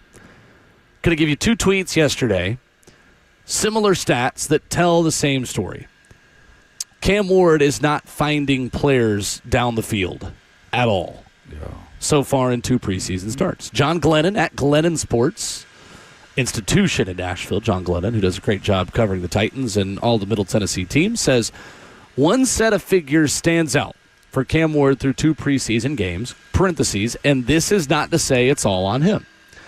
On passes of under 10 yards, Cam Ward is 13 for 18 for 126 yards. On passes over 10 yards, Cam Ward is 0 for 5 for 0 yards. Ian Harditz tweets the following. Have you managed to complete at least 1 pass thrown 10-plus yards downfield this preseason with a minimum 5 attempts? Just 1? Yeah. 65 quarterbacks. 2 quarterbacks have it. Cam Ward and Tyrod Taylor. Yeah. How concerning, Ramon, is Cam Ward's lack of completions and production down the field in 2 preseason games? I'm gonna take a different approach to this one. It can be concerning. Absolutely, it can. Do I think some teams are taking shots down the field? Yeah, and trying to see what their guys have as far as the touch and feel of the ball inside of the stadium. You want to see those connections. You want to give the fans who are coming in preseason something to be excited about, and also see your quarterback find that touch, you know what I'm saying, that cohesion with his guys down the field. Those balls are usually 50-50, not 10 yards, right, over 10 yards. Those are catch them in stride and let them go. We saw the attempts be made, and he's also had some attempts over 10 yards himself, and they just hadn't connected as well. That is, I want to give a little bit of grace to it and say it's potentially just different page, different routes. Watching, of course, twice in the last game, trying to watch Carnell get open. That was more concerning, I feel like, than anything. Is saying, okay, you couldn't shake Igbenogany. Correct? That's how I say it. Noah Igbenogany. Noah Igbenogany. Where's that separation to get open? Did you put your foot in the ground or did you round that route, right? Could Cam have led you? I felt like on 2 of those routes, like he was over the top of Carnell. So pass and the quarterback and receiver, who do you blame? You blame the receiver, you blame the quarterback. Now, looking at, where he's excelled, this is where I felt like we saw Cam last spring when he was operating in OTAs and minicamp. Everything was short and concise in front of him, trying to find a rhythm, trying to get that confidence of running this offense and understanding. So looking at these 18 and then 5, 23 reps that he's had as far as passes being thrown so far, under 10 yards and over 10 yards, 23 reps. And that's where I'm looking at and saying, are they just trying to get him into a rhythm? Is it dink and dunk, stay on schedule, be where you need to be, and take advantage of what the defense is giving you, knowing that the run game is there? I'll play that side today and just say maybe this is a part of, Cam, I'm keeping you in the box, because I felt like last year, and looking at that Netflix documentary of quarterback, Cam pushed the line on telling Callahan, I'm going downfield. We're going downfield. And in hindsight, I said after the fact at the end of the season, it's probably too much too soon. If this is a part of a bigger plan that Brian Dable has for Cam, and say, I'm running this show and you'll go when I tell you to go at this quarterback position, because last year was such a debacle that this is where you need to operate until you get a better understanding of this offense, cool. If we go throughout 10 games in this season, Will, and we hadn't started to see that connection, because you can't dabble in just, hey, $2 here, $2 there. I need a 20 every once in a while, because defenses are going to allow you to get those moments. That's when that connection becomes a little bit more concerning, because, again, there's going to be certain defenses that you got to get the ball out against. I would expect the Eagles defense, you got to get the ball out and take what's in front of you. But there will be moments in which the explosion has to happen and not just off schedule all the time. Like, those explosive plays need to be in rhythm of the offense, a 3-step, a 5-step drop, a rollout, and you dotting it down the field. as it stands right now, we've had this conversation over and over about what is this offense vanilla, or what they presented in preseason games. It's been very vanilla, but at some point in time, you're gonna have to add some sprinkles to it. Will we still be having this conversation by week 7? And I would do it in the 3rd preseason game. Sprinkles, just take shots. I wouldn't totally change the flavor of ice cream. I'm still vanilla. Yeah. But I need to get my quarterback a little bit of confidence. Yeah. And I need to see it. I need to see it on a field where he can get hit, that he can take that step in a scheme that is just a little bit more diverse than what we've seen so far. And the reason why I don't care as much about the scheme stuff, obviously without having intimate knowledge of just how vanilla these things are, and obviously I'm not in the meetings, and neither of us are, but defenses are also vanilla. They are? That's the point now. That's very real. And that's why I think, yes, that can be a reason, that could be an explanation for some of the stuff that's not clicking so far. I don't think Mike McDonald is throwing super complex defensive schemes out there either, and he's got backups. That's true. Here's my other question. Are the Titans and is Cam Ward overcorrecting toward making him check down Charlie? I say it's necessary. We spoke about that, though, with Dable. Dable, we felt like matches Cam's respect. Can we start there? And I ain't saying he was disrespectful to Cali, but there was some disrespectful moments as a player to coach like moments. I was just like, no, you need a little bit more resolve about you and how you go about, talking to your offensive coordinator, head coach at the time. Can we agree with that? Yes, we can. Okay, all right. With that being said, I feel like Dave was probably the mindset, no, I got you. Just trust me in this process because you don't know what you don't know. That was one of the biggest things I critiqued about Cam as well, like coming into the league, like expecting to just master it. Mm-hmm. It takes time, right? There's a moment of growth that there are levels of growth that have to happen over the course of you becoming a better quarterback. That's the one thing I've been preaching about him in the position that he's in right now is when it comes time to beat Patrick Mahomes, there will be the moments to take advantage of those. But the operation and stand on schedule part of this offense and your team to protect it and not put it in harm's way is the next step for him, in my personal opinion. So if it is more passes under 10 yards for him, cool, especially if the run game is contributing to it as well. And it's not making an excuse because here's the thing. There will be a moment in time where we all will expect him to go downfield and make those connections. It's just how much of this, the first time around the lap with this staff, is just, yes, this is their way of operating in the preseason. Mm-hmm. Like, you want to hold your cards before going into the regular season? Sure. But we've seen some of the stuff in practice. Right. But this setting out here where you can't be hit and you can sit and watch that route develop is different from going into the stadium. Like, I do want to see just a smidge more going in the preseason. Just see what the shot looks like. Right. We've yet to see Alec. Yeah, we saw him go down the field, and it was a little bit of an underthrow this past week. It was. It was a back shoulder just to move the chains when Cam Ward had Elikai Manor beating his guy down the field. And I think if he leads him toward the end zone, it's probably a touchdown. Now, again, you can play the hypothetical game. What happens if you get that pass interference flag? Does Cam make a throw to the back of the end zone that gives us more confidence? Maybe. But again, ifs and buts. I mean, I feel like so much of it with Cam in this preseason has been, well, if this happens, well, if Gunnar Helm gets 2 feet in, if Carnell Tate catches a fingertip ball on the sideline, if you get a pass interference flag. We've got to evaluate what our eyes are seeing right now before we play the hypothetical game. Here is where I think there's a part of this discussion we have not addressed.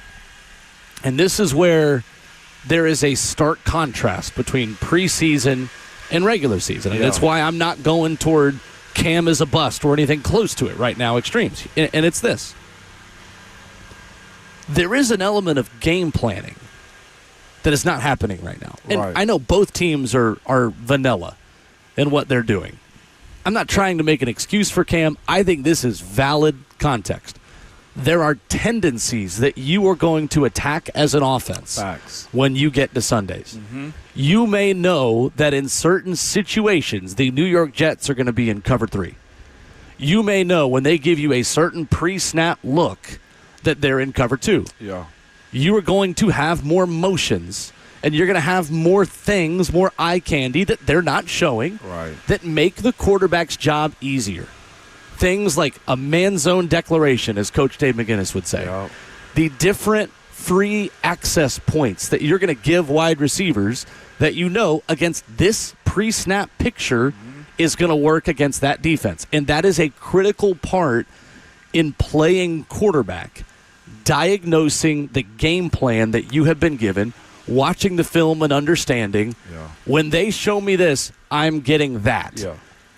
Correct me if I'm wrong, but you're not doing hardly any of that in preseason where you are scouting your opponent to expose a flaw within them. That's not happening right now, is it? Not as much, no. Like, I looked at the way, even Seattle operated this past weekend, like down the field, like they took shots because they were available to them. And you're 100% right. Like the vanilla side that we're speaking of is, hey, we're going out in this set. We're going to call this. If it's 2nd and 5, here's our small window of plays we have. So 2nd and 5, we got 5 plays for it. 1st and 10, we got 8 plays for it. And we're just going to stick to this. We're not going outside of it. We're not doing a whole lot of pre-snap motions. I'm not trying to see if you're in man or seeing if you were in zone type of situation. There was a little bit of that, not a lot. But, again, with all that I know this offense has, there's more to be schemed up. Not necessarily schemed up. It's more to be game planned for to find success in these moments right here.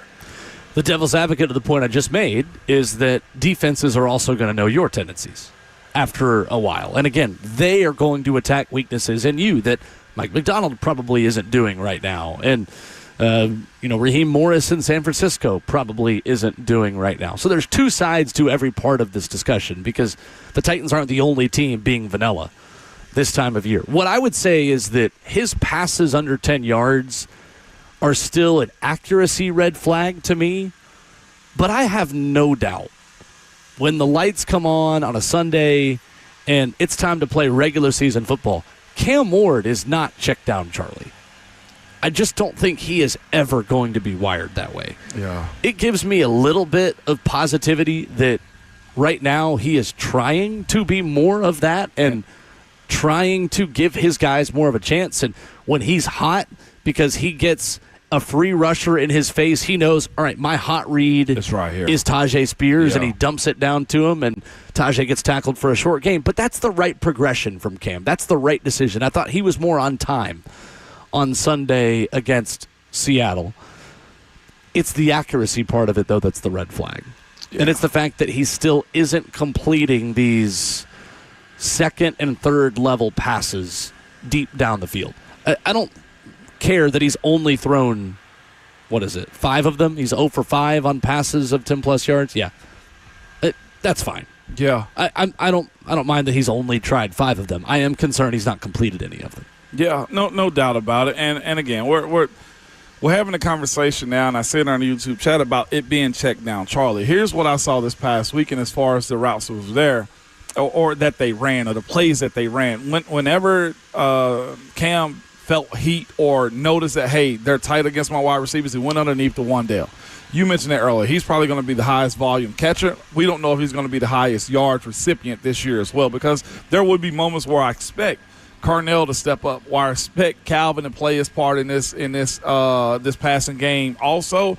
And even we're seeing it more and more. Alec Ayuman has been in a position where he can make plays down the field. We're watching for and hoping that the connection happens, right? Where guys are schemed open. What I will say is this.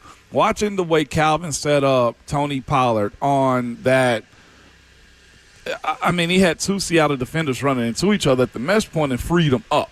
If you're telling me that is a small sprinkle of what this offense is going to be capable of, I'll live with the fact that I'll wait till the regular season. If you're also telling me watching this Seattle defense go man-to-man against this wide receiving core and nobody can separate, that is where it becomes concerning. That's where, okay, even if Cam did underthrow it to Alec, okay, where is the separation to come back? Where is the identity to come back to the ball to create more of a DPI, right? again, and I think we're continually watching the Carnell side of this too. Like, no catches in the first 2 games. Here's what I do know about wide receivers having been around them. They need some motion. They need to touch the ball. They got to feel the ball as well. And I think you're going to see a concerted effort in the first drive of the first preseason game to get him a touch really regular early. season, you mean? Yeah. Yeah, regular That's what I'm season. saying. Yeah. Yeah, in the first in the first regular season. Did I say preseason? Yeah. No, I meant regular season. You have to. I'm with you there.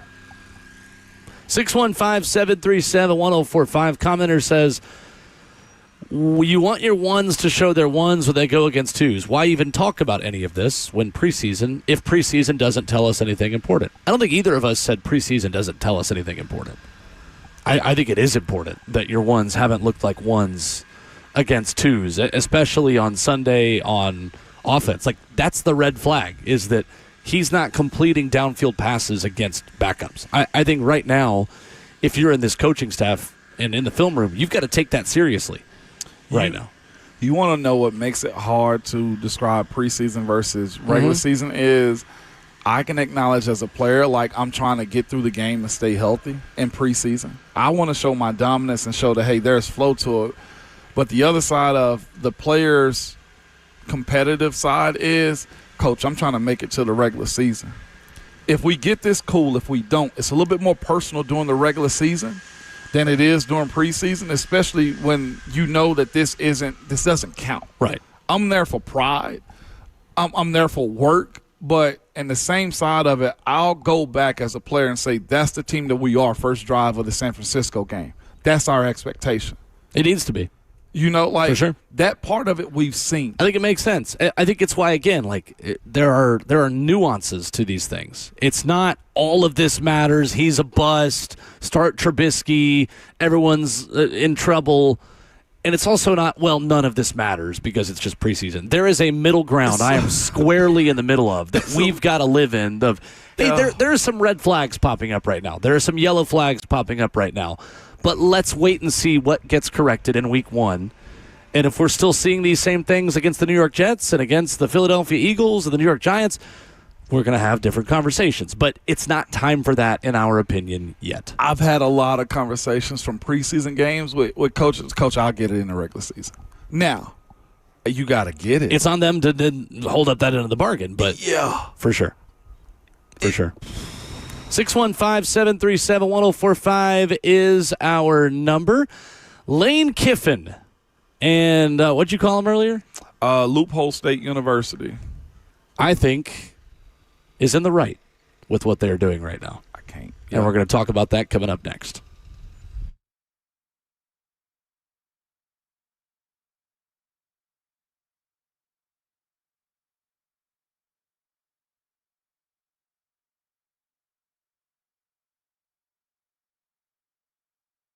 If you are moving in Middle Tennessee, you need that local agent with years of experience. What's up? It's Will Bowling from my friend Bernie Gallerani. Bernie Gallerani is the real estate agent with the 30-day guarantee. There's no risk to you. He'll let you out of the contract at any time. He is the real estate agent who gives you that peace of mind and has experience serving the Middle Tennessee community. 615-428-2644 is the number. You can check him out online at BernieGallerani.com. I can guarantee you that Bernie is going to take care of the little things for you. He has a heart for helping Middle Tennesseans. He knows the area. He knows how to get you top dollar for your home. So when you are in a process that is so stressful, why not go with something you can 100% count on? That's Bernie Gallerani's 30-day guarantee. Call him at 615-428-2644. That's 615-428-2644. Online at BernieGallerani.com.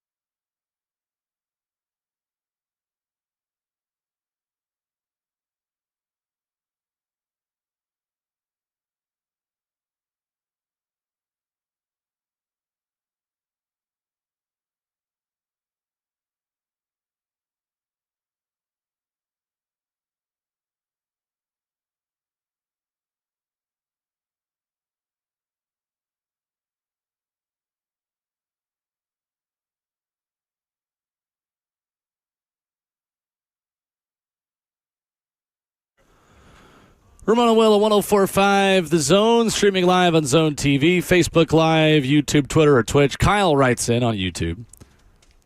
I told him we would mention this at 7:20, and now he is keeping receipts that we didn't. That's my bad. He said, I never heard you mention Cam is ranked 102nd out of 104 PFF preseason quarterbacks. I thought you were going to inform the listeners of this.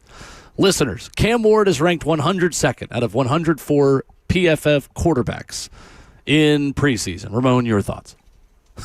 Okay. I mean, look, like, we're pretty consistent in how we feel about PFF grades. Show me your work and how you got to that number, and we'll talk about it.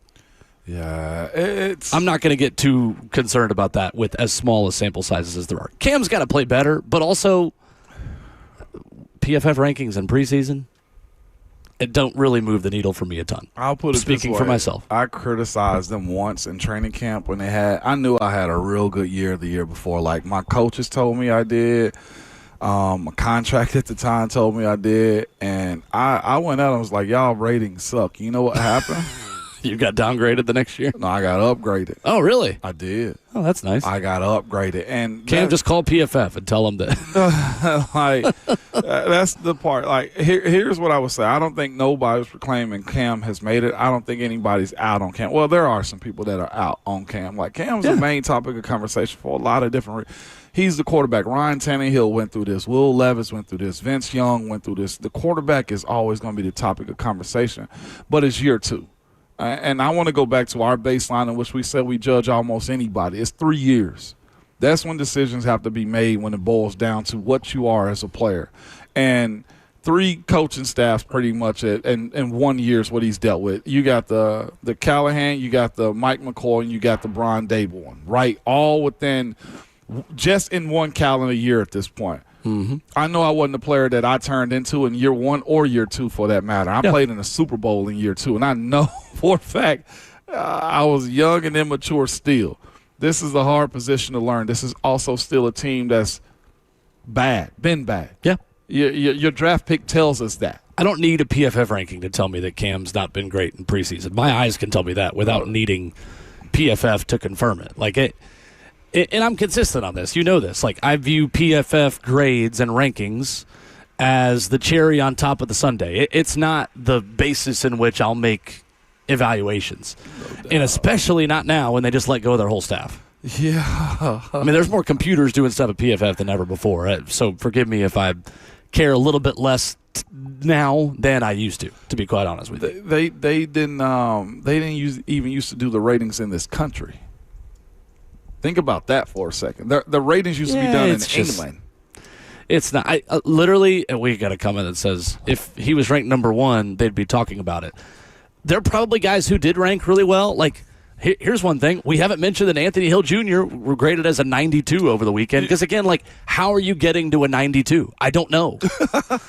I saw Anthony Hill Jr. make an interception with my eyes. I don't need a number to tell me that he played great. Like, I'm not trying to go after PFF, but when the sample sizes are this small and you've got guys playing 10, 15 to 20 snaps, I don't think that's enough of a sample size to really care about what an analytic that won't show me their work tells me. You know what? And I'll back him up on this. If he was ranked number 1 on this rating, we would talk about it because that means the play would be optimistically better. Yeah, because you guys be calling saying, wow, Cam's awesome. And we talk about it. We talk about it. You're 100% right, but we've told you that it's not good enough so far. So what do we need PFF for on that one? Like, I'm not dismissing everything that PFF is. No, but when guys are playing 20 snaps in a game, I don't think that's enough of a sample size to tell you a grade with any sort of confidence. Yes, I'm with you on It's that. a really small pool of data that we're taking of performance to be able to say, this guy's a 92 or this guy's a 29. Like, I don't know. I literally, other than those 2 players, Cam, because I saw it tweeted from a couple Titans fans, and then Anthony Hill, because I saw people retweeting it, I could not tell you a single other PFF number from this season because I just personally, you feel how you want to feel, I personally don't care about PFF grades in preseason. I love that we have Cam, though. I'm going to be real with you because there is no middle. You either go Curtis or you go Kyle. Like, there's no in between. It's either right shoulder, left shoulder with this thing, and I think that's awesome. for discussion. Let's quickly get to Darius on the phone who wants to talk about Cam Ward this morning. Darius. What's up, Darius? What up, y'all? How we doing? Good morning. Man, doing good. Hey, I was watching a video yesterday, I think it said Hunter and Withrow show. They were just saying that Cam Ward doesn't learn from his mistakes. Now, I just wanted to get y'all reaction to that because what they were saying was, like, his sideline throw that's a mistake that he shouldn't do. He's just making terrible mistakes out there. He looks like a guy that doesn't clean up his mistakes. And I just was like, man, what? That's crazy. So I just wanted to hear you guys' reaction to that, about that video. And that's all I want. Sure. Appreciate that, Darius. Do you see Cam Ward improving from his mistakes, Ramon?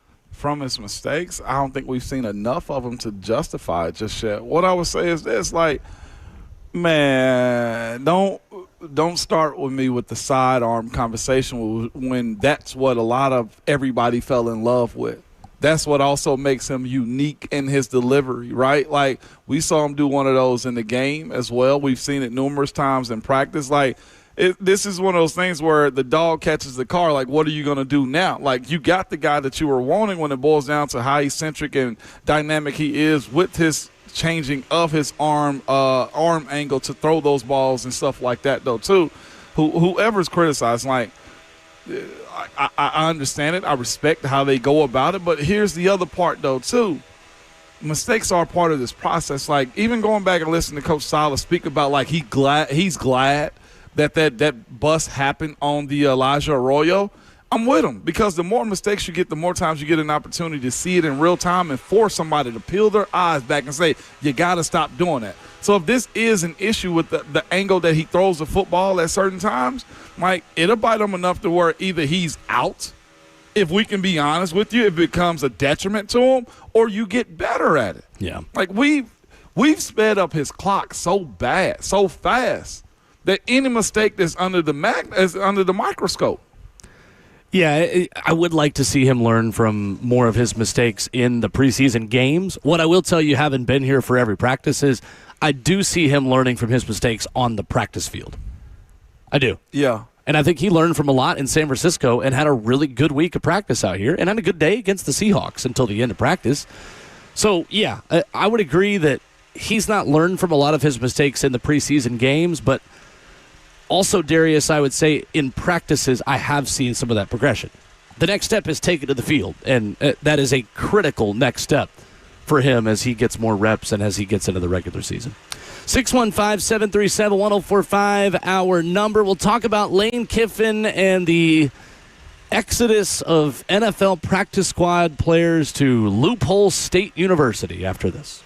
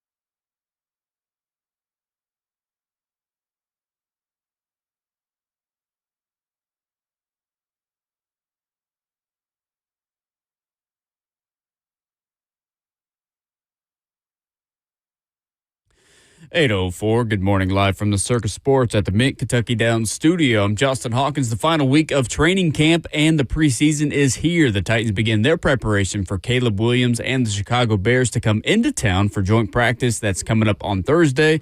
And then the preseason finale at Nissan Stadium on Saturday with kickoff set for 5 p.m.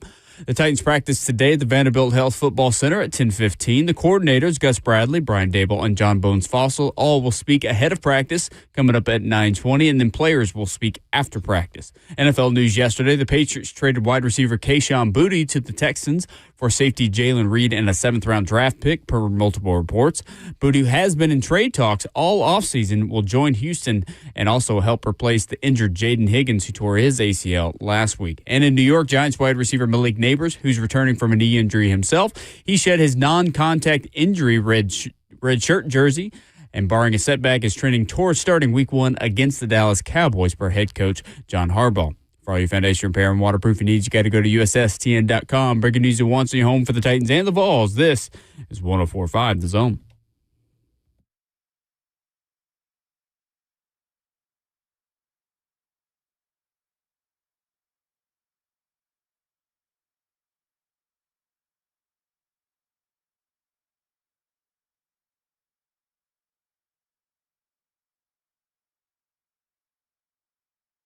Second half of the show getting started on this Tuesday. Hour number 3. Ramon Foster, Will Bowling, Kirby Allen Kirby, Jay Hawk back at the 104.5 The Zone studios. 615-737-1045 is our number.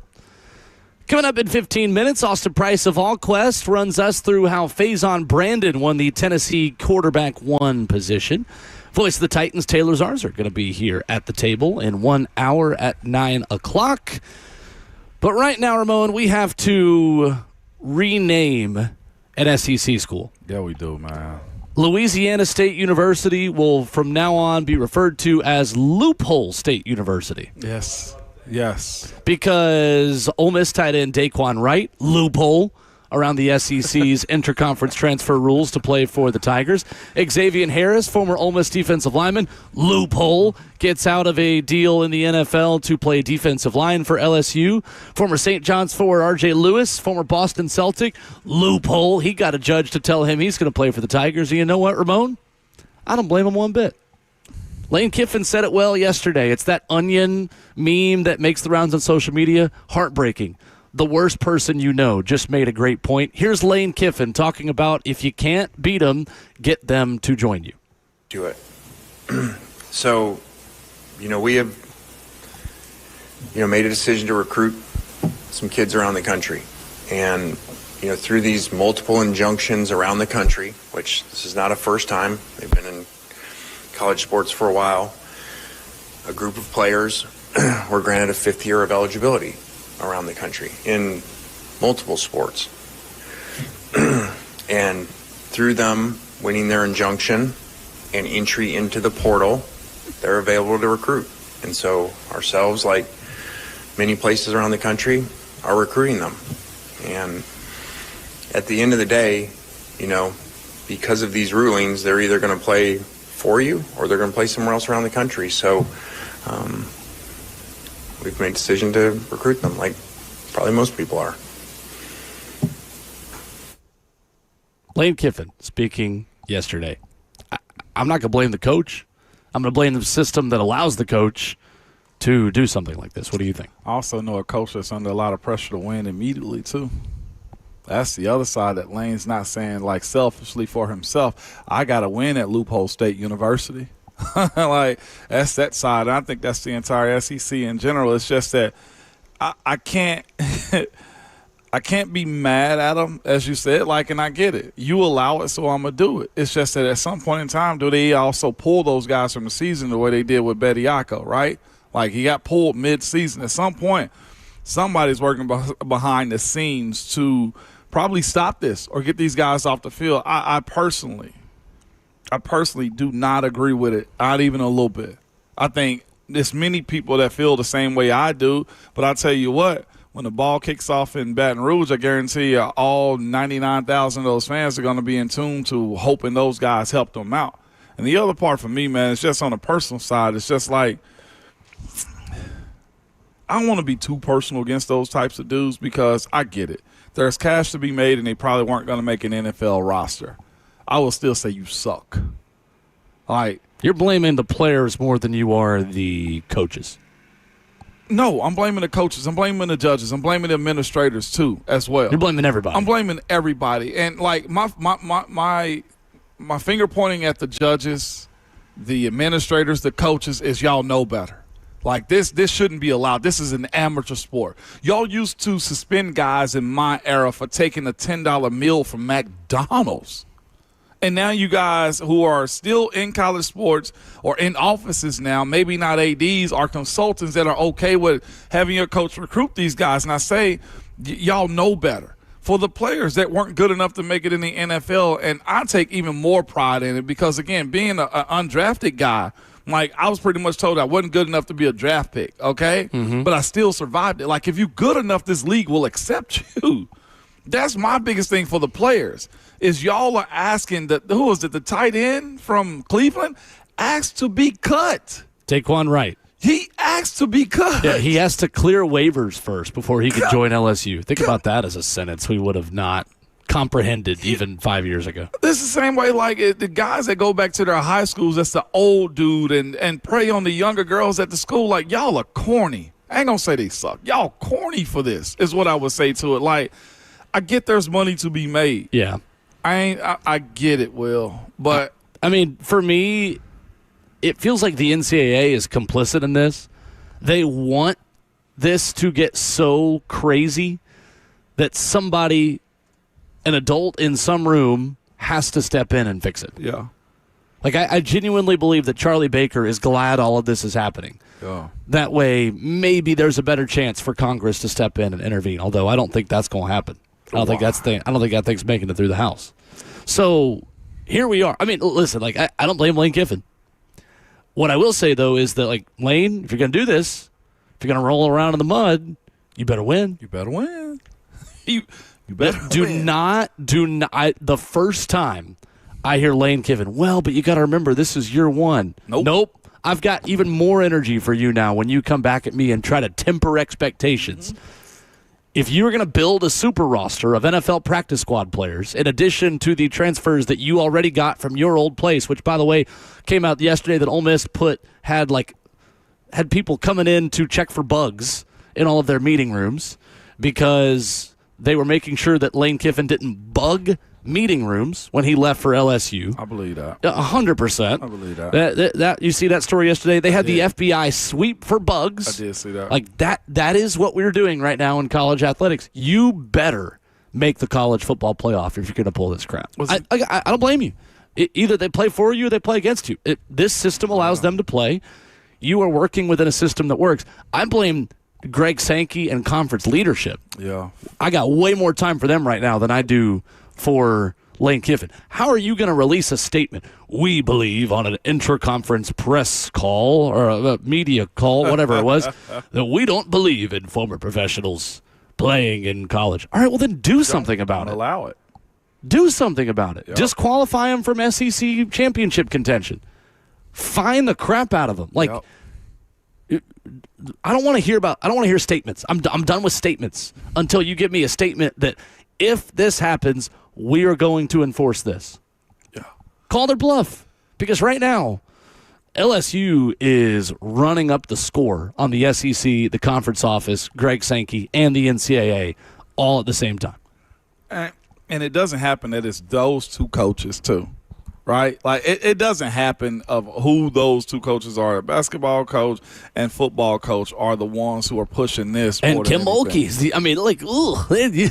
slimy. I almost respect how slimy LSU is trying to be. So at this point, like, LSU, I do respect it, actually. They should win the national championship in football, basketball, and women's basketball. I'm not going to put national title on them. I'm going to put quarterfinals of the playoff. Anything other than that, and Lane Kiffin has failed this year That's where I'm with the at roster this he's point. put together. Danny White's also tweeting about it last night. You saw his quote tweet that he had. Talking about CBAs and player unions, that's the side that he has been very much on. And the fact that Andy Staples tagged Danny White in it as well. He pretty much said, now let's see if they try to enforce their own, not an NCAA rule because of the SEC stuff, because they'll tell us if they have a viable plan B or if they need to listen to Danny White and start trying to collectively bargain. Somebody said it's not possible. Somebody said who's the employer, who is in the union. Yeah. And Danny White quote tweets and said, centralized national employment entity. Players need to have a voice in a CBA. It can be done. I think it can be too. We have some breaking news, Ramon, that is a little bit surprising before we get to Austin Price. Pete Thamel, 5 minutes ago. Sources, Vanderbilt senior Blaze Berlowitz will be the starting quarterback to open the season for the Commodores. He will make his first career start against Austin Peay on September 5th.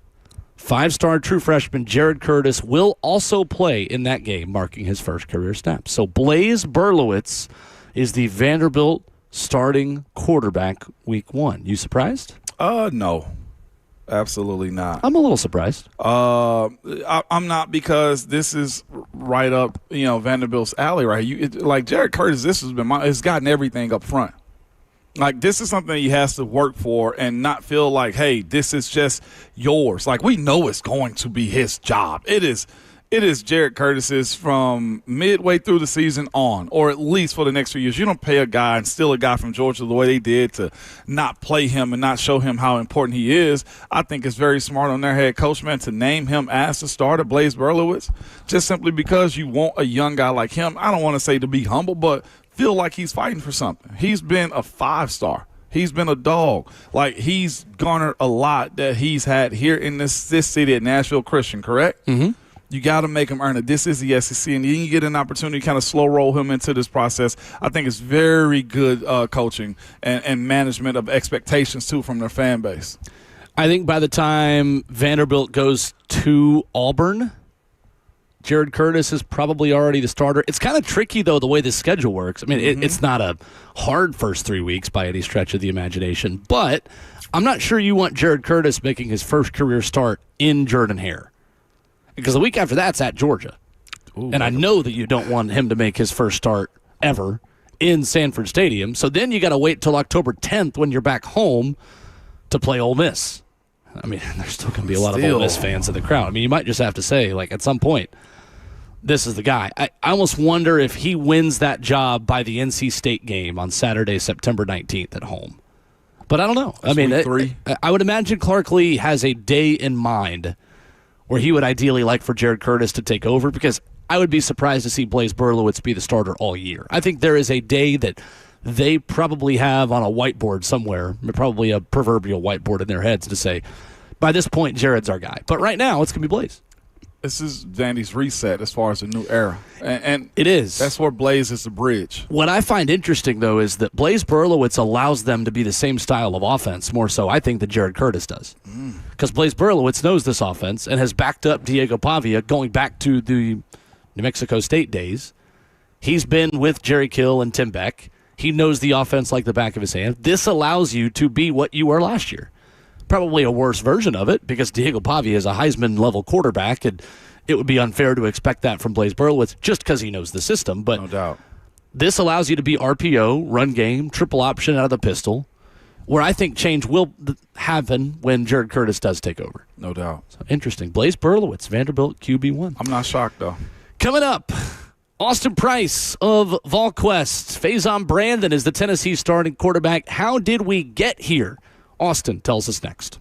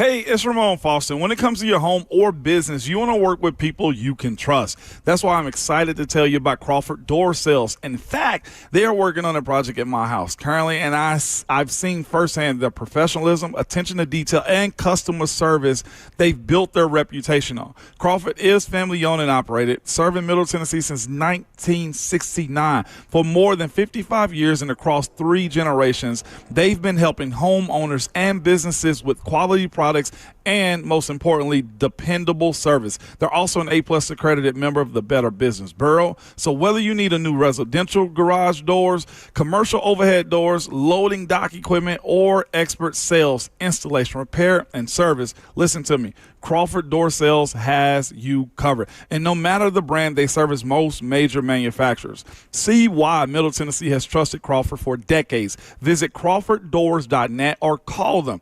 615-244-4051. That's 615-244-4051. Crawford Door Sales, family owned, locally trusted, and serving Middle Tennessee since 1969.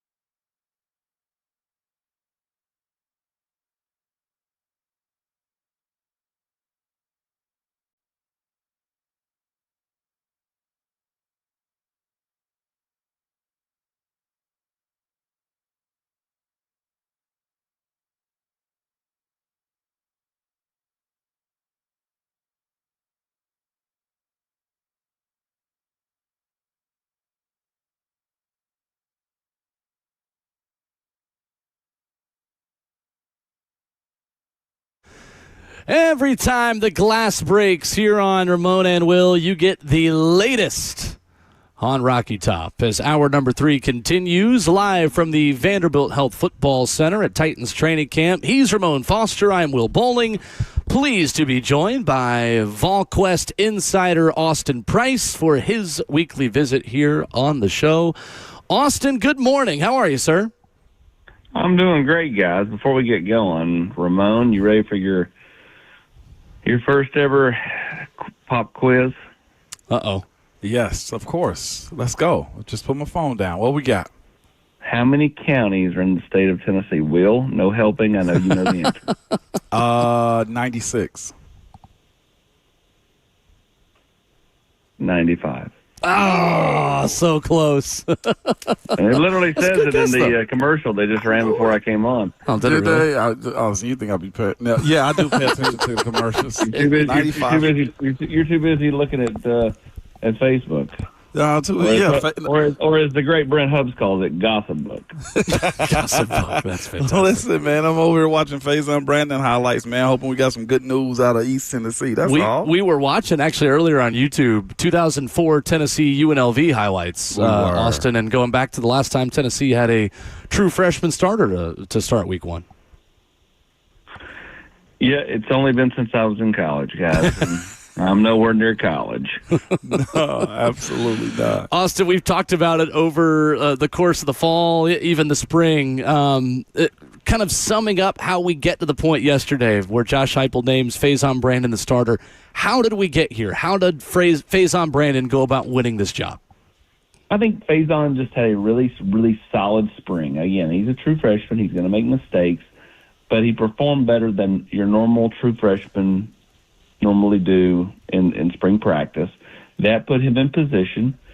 He worked feverishly and was very thorough in his approach the last several months. Obviously, Brent Hubbs wrote about the fact that he never really left campus and was just a sponge in the complex.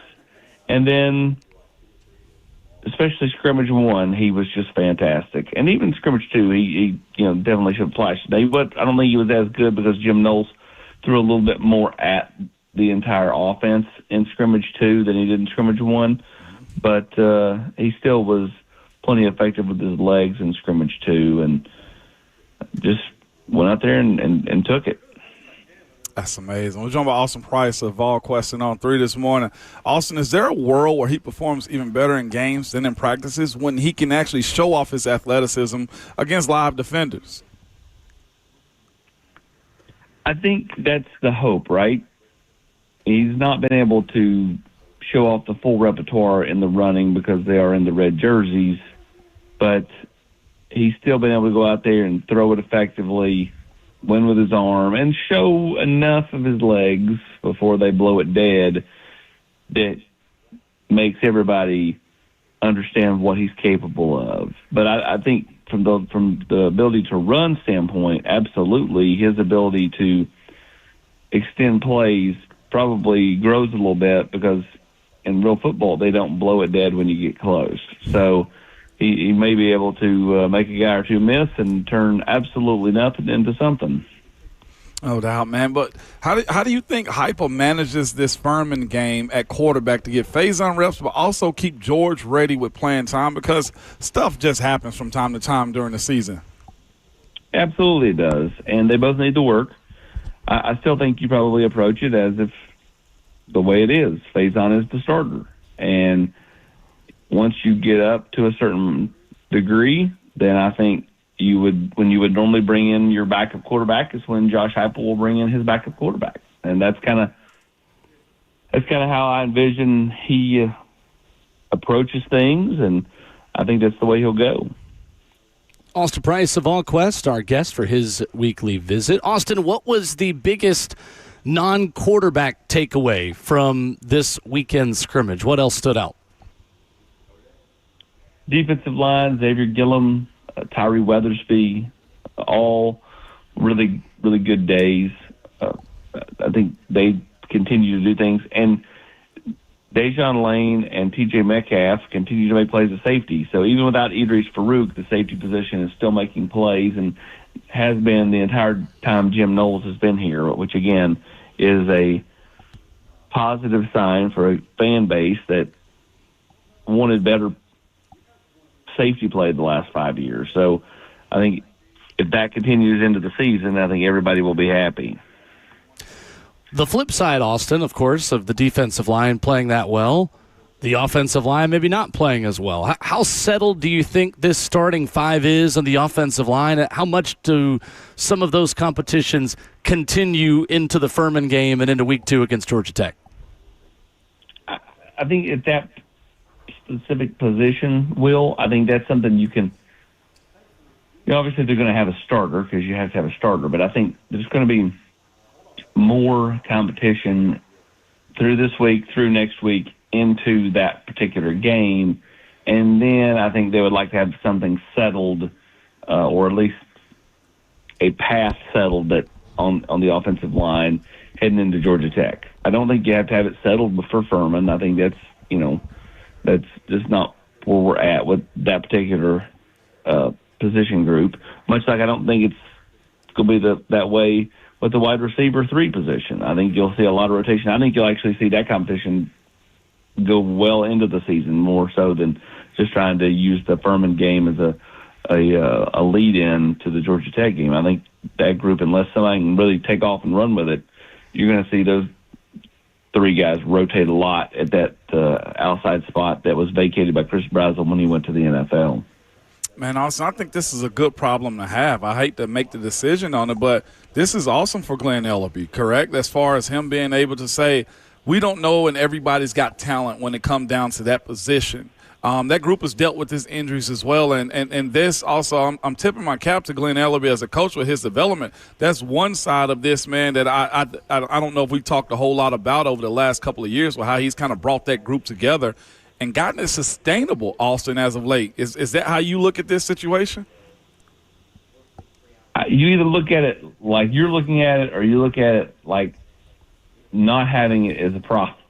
Yeah. It depends on if you're a positive guy like Ramon or negative like Hubs. You know what I mean? Like, are you glass half full or glass half empty? Yeah. So I think you certainly can look at it that way. I think there are options there. I think they're going to give Ori Williams every opportunity to be Tennessee's right tackle, but Tennessee's very, very comfortable asking Jesse Perry to bump out and play right tackle and putting Shamu Marab at guard and then letting Donovan Haslam spell Shamu Marab at guard. So we'll see where it all goes. Right now I don't think that they have anything set in stone, and it's still very possible that Ori Williams is the tackle and Jesse Perry's the guard. But that's why you have another week and a half before you play this first game.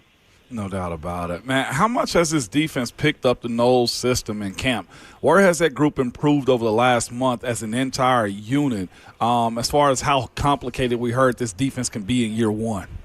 Well, that's the thing you heard coming in, right? It takes 2 years. It takes 2 years. And I'm sure it probably does in some ways because you don't put the whole repertoire in and everybody feel comfortable with it right out of the gate. But I think the ability to have coaches at every level of the defense that have known the defense, the ability to have a player at every level of the defense have known the defense and teach the other guys has sped it up. Poindexter talked about this last week, where last year he was learning it, then having to teach it. Now he already knows it, so he just teaches it.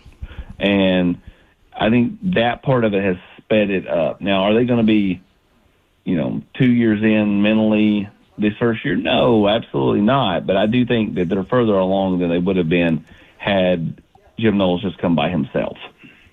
Austin Price of VolQuest, our guest at Austin Priceless on Twitter. VolQuest, a must-have subscription for the football season.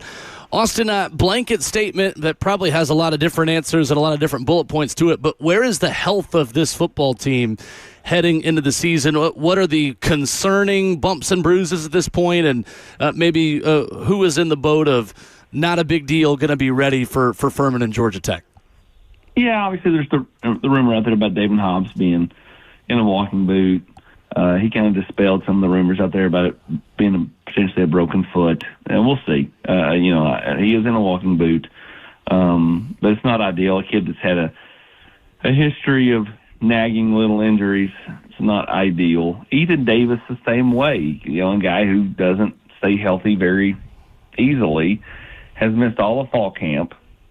The hope is he should be able to get back out there later this week and lead into game week, even if he's back for game one. And they are letting on like he will be. I would expect him to be on a pitch count, a snap count. I don't see them going, go out and play 56 snaps. I think, go out and play 25 snaps, and then let's see how the other guys do, because at the end of the day, it is Furman, and you want to have him healthier for the Georgia Tech game. It's a knock the rust off type of game for a guy like Ethan Davis. But on the whole, it's a pretty healthy team. Obviously, they lost Idris Farouk, right? They lost Jaden Harmon. They lost Jadis Richard. But a couple of those guys were going to be backups and not play that much, whereas Farouk is a loss. He was a starter who had made a ton of plays in fall camp. Austin, is freshman J.J. Finch ready to step into a big role this season? What are your expectations for him as a true freshman in a position of need for the Vols? I don't know about start. Okay. But I absolutely believe he'll play a ton. I think he continues to flash, continues to do big things, and is a kid that Rodney Garner likes a ton. He's also a guy that Rodney Garner is going to push, probably be harder on than others, because he sees the possibilities with J.J. Finch. You talk to anybody over there, and they rave about how this kid has flashed, his power, his quickness, all that stuff. I would imagine that he's going to play a lot. I don't think he's at that level to start right now, but you never know. 6-7 games into the season, who's to say he's not there by that point? But as of right now, no, I don't expect him to start. I just expect him to play quite a bit. Well, the next time we talk with Austin Price, it will be a game week for Tennessee next Tuesday, 8:20, where you get his analysis and nuggets every single week here on the show. Austin, we appreciate you as always. We will talk to you next week. Appreciate it, guys. Thank you. Yes, sir. Austin Price with us. Faison Brandon went out and won the job. Yeah, Grimsley High School Worley, as Robert Walsh makes his entry into the Vanderbilt Health Football Center. Hey, there go the guy. But got to be the only school that's the Worleys in the continental United States. Probably. So or even just any part of the United States. The Worleys? I bet they got a great high school football commentator. Going back to our 6:45 segment this morning of the Dalton high school football guy. Is that Tornado Alley is why they're doing that? The Worleys? Bert, why are they called the Worleys? Grimsley. Oh, I told you, like Tornado Alley, man. I didn't know if it was like a Wright Brothers, like a whirly, like plane or something early on. Okay, I didn't even know tornadoes hit North Carolina like that. We were talking earlier. We maybe we should reach it back out to the Bert's like they don't. We reach back out to the head coach at Grimsley High School that we had on a couple years ago in Faison. Yeah, no, absolutely. Now he's QB1 stuff, man. It's got to be an accomplishment, man, for his school to have a guy be a day one starter coming out of high school. Kudos to their prep, and most importantly, Faison's prep in that as well. I didn't know it was going to go this way, but yeah, I guess the perfect scenario would have been able to stack George and Faison and say, hey, wait a year, you go get yours, and then next thing you know, you're next up. Those days of stashing guys, man, and like there's so many different trainers. And just, they're wiser, I feel like, as players sometimes coming out, depending on who you recruit. It feels like Plan A was probably, thank you, Bert, Plan A was probably Sam Levitt, though. And then stash both of them, to your point, and then have this battle happen next year. That's true. Grimsley High School's athletic teams are called the Whirlies because the nickname evolved from their original 1921 mascot, the Purple Whirlwind. Okay. The school was then known as Greensboro High School. The colors were purple and gold, then became navy blue and white in 1951. Tennessee won the national title that year. So we're the Purple Whirlwind, but they're not even purple anymore. What are we talking about? Thank you, Bert. Our crack research team, Robert Walsh, on the case. The high school that Peyton went to are they're the Ridge Red Devils. You know what their colors are? Ridge Red Devils. Red and black and white? You would think so. They're green and white. You would think so. They are the Ridge Red Devils. Their colors are green and white. You know what I think? What are we doing here, man? The first person that picked those colors was colorblind. Like, that's the only thing I can think of. Well, the person who picked Tennessee's colors was colorblind. Yeah. That's the story. That. Bert, did you know this? The flowers on the hill at Tennessee were yellow, And the person that saw them said orange, thought they were orange, and that is how Tennessee's orange was picked. True story. I thought it was that close because to yellow. they went from the stadium to the woods to go hunting like Bert's dad. No, it was not that. It was not that. Yep, that is the old tale. That's what I thought. Chose the colors of common daisies growing on the campus hill. From the stadium stands to the tree stand. And they're a little more yellow than they were orange. But apparently that is a myth, I will say, that it was colorblind. But I don't know. Yeah, There's no proof. This was in 1891, so we don't really have word of mouth anymore to confirm or deny this. Listen, I want to believe it's from the field stands to the tree stand. That's where I'm at with it. You know what I'm saying? Where you're orange so the deer can't see. By the way, these deer, I've conditioned them in my backyard. I feel bad. I crank up my truck. They don't even move anymore. I walk up. They stare at me. What you going to do about it? Well, yeah, what are you going to do about it? It was mama with a little baby dog. It might have been about a year old yesterday. So you're playing chicken with deer as you're coming into work in the morning? Listen, that we're about to drop 300,000 metric tons of beef on the United States, okay? Oh. What I'm telling you is this. You are? No, we're not. I'm not. This is what the news. That's what the news is saying. Okay. What if I want to switch up in meats? I want deer meat. It's in my backyard. You playing checkers? I'm out here playing chess with these animals in the wild. Okay. Oh dear. Yeah. 615-737-1045. The Big Ten just released a rule change that the SEC needs to follow. Unfortunately, the Big Ten is leading the way ahead of the SEC in football again this morning, and we'll tell you how coming up next.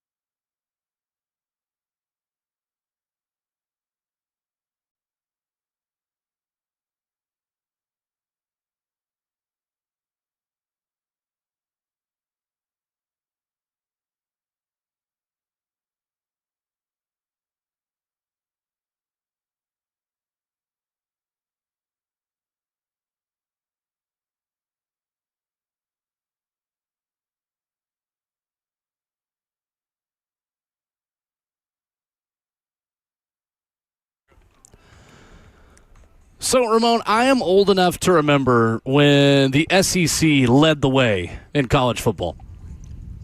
Unfortunately, that is not the world we live in today. Ramon Foster, Will Bowling, wrapping up hour number 3. Just another example of that this morning as On3 and ESPN reports that the Big Ten is set to pass a rule that does not allow players to return from the NFL and play for a Big Ten school. Obviously, on the heels of all the lawsuits surrounding players waived from training camp rosters to utilize a fifth year of college eligibility. Pete Thamel saying that says anyone who has declared for the NFL draft and did not withdraw, appeared on an NFL roster, or signed a contract with a pro league cannot be on a Big Ten roster. Good for you, Big Ten, actually making a rule instead of just a strongly worded statement on social media like the SEC did last night. Insane. So by their rules, Arian Carter will be able to play this season as well. Correct, because he withdrew. Yes, that's correct. I said this last year sometimes when we're having the discussion about SEC versus Big Ten. I thought that they had better coaches at the top. I feel like we're fighting in the mud when you look at all the stuff that Lane and the other guys are doing across the SEC. And their guys are choosing to focus on ball and not the theatrics of being popular on social media or in their local yoga classes, okay? And, yeah, I'm going to be a little petty about this one because you got to be able to call out home when home is messing up. And that's the situation right now. By the way, I did not realize the big AC units had regular filters over there. Some guy's changing one right now on top of the weight room. But – Bird, I'm thrown off. My caffeine's kicked in now. It has. But again, that's how you're supposed to do it. These guys that choose to be the old heads going back to the high school, I've always had a problem with them. You go to the NFL ranks, you're telling me that you think you are good enough to go pro. If that's the case, sit back and wait. If that's the case, then these guys shouldn't be allowed. I'm not overly mad at them. I'm disappointed. I'm disappointed in the fact that they're choosing to go back to high school after spending time in NFL training camps. Imagine how much more technique they've gotten in that time. Imagine how much more the game is going to be simple. There is a different speed going from college to the NFL. There's different precision and detail that's going on at the NFL level as well. I 100% have always felt that way. Now these guys get to go use all of that experience, how sped up, and they know now what it feels like to drive and to push because these fools were about to be cut. Now they want to go save their careers in college. Shame on them, shame on the administrators, and shame on the SEC for not putting a hard line in concrete. Screw the sand. Yeah. Putting a hard line in concrete to say this won't be allowed. I agree. I totally agree. And I think that the blame rests more with Greg Sankey and the league office more so than it does Lane Kiffin. I mean, Lane Kiffin is operating within the rules that he has been allowed to operate within. And I know that there are rules at the NCAA level that says you can't do this, but until the NCAA actually has some sort of spine and jurisdiction, who cares? The real rule makers are lawmakers and judges. I mean, they are probably second on my blame behind the conference at this point. But conferences have more power than the NCAA does. They do. To actually implement rules that impact conference championships and conference games more so than the NCAA. The NCAA wants these conferences to do it because they're so weak that they can't even afford they're not even allowed to speak publicly other than $497 worth of plane. But I think they want to come off as weak. That way Congress will step in and make meaningful adjustments. Well, here's the thing about the NCAA wants to lose right now. Here's the thing about their cowardness right now, and I am going to call them cowards. Oh, they're absolutely cowards, yeah. They're spineless. When it boiled down to them suspending guys, and I know the rules were different in 2000s, well, the early 2000s up to 2020, right? Uh-huh. But, they had no problems with dropping the hammer then. They had absolutely no issue whatsoever in saying you're suspended because you went over to this booster's house. We lost Bruce Pearl because of a cookout. Because he lied about a barbecue. Shout out Aaron Kraft. We're the biggest hater in me forever. It's what I'm saying. It's that side of it for me, man, that now y'all choosing to be weak. I feel like there should be a class action lawsuit against the NCAA for funds lost in that era. That's why we're here. More. No, I'm talking about more. That created NIL. I mean, basically. They created the return of the NCAA football video game, too. At this point, they should be flying commercial flights. There should be no more private jet living, because that's the thing. They're still getting paid behind this madness. They're sitting up in Bloomington, Indiana right now, choosing to go on a private jet whenever the heck they want to. And all of these years, they've suspended guys. You got to sit out a year because you transferred from Tennessee to Oklahoma State. I mean, the goal is to not totally eradicate cheating, because there will always be cheating. The goal is to give some sort of jurisdiction to punish coloring outside the lines. And right now, there is no basis for the NCAA to stand on to say, we can punish you because you did this. You just take them to court. And I think Tennessee and Arion Carter should have taken them to court. And I think now it's too late. I think they will still. What's the holdup then? If they were going to take the NCAA to court, I think they would have already done so. He's still practicing. I mean, my thing is this: there's time for Arion Carter, in my personal opinion. I mean, okay, well then what are they waiting for? Because they know they can do it whenever the heck they want to.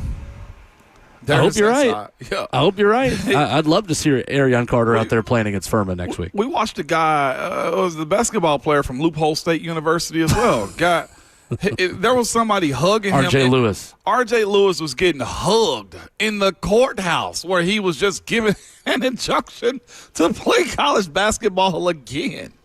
Like, brother, I joked about going back and getting Caitlin Clark. At this point, go get Caitlin Clark. Go get her.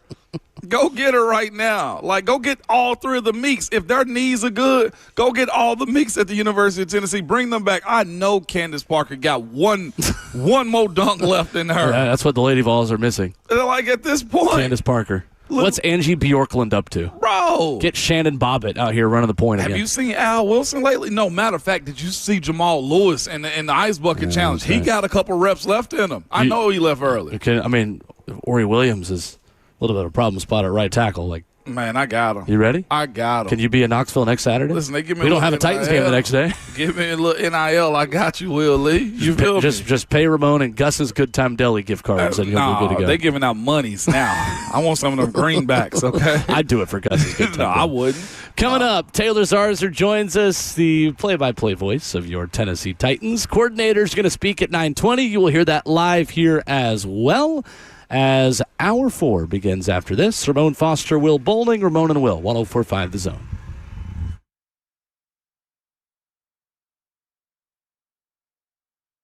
A day at the spa, the perfect gift for birthdays, anniversaries, or any occasion. Lavish and luxurious, yet affordable. A grand gesture, yet simple for you. The gift card from A Moment's Peace. Give her the gift she won't buy herself. An escape, a bit of luxury. Something special that shows more than just words. A gift from A Moment's Peace Salon and Day Spa in Cool Springs across I-65 from Galleria Mall. Call 615-224-0770 or go online at amomentspeace.com anytime.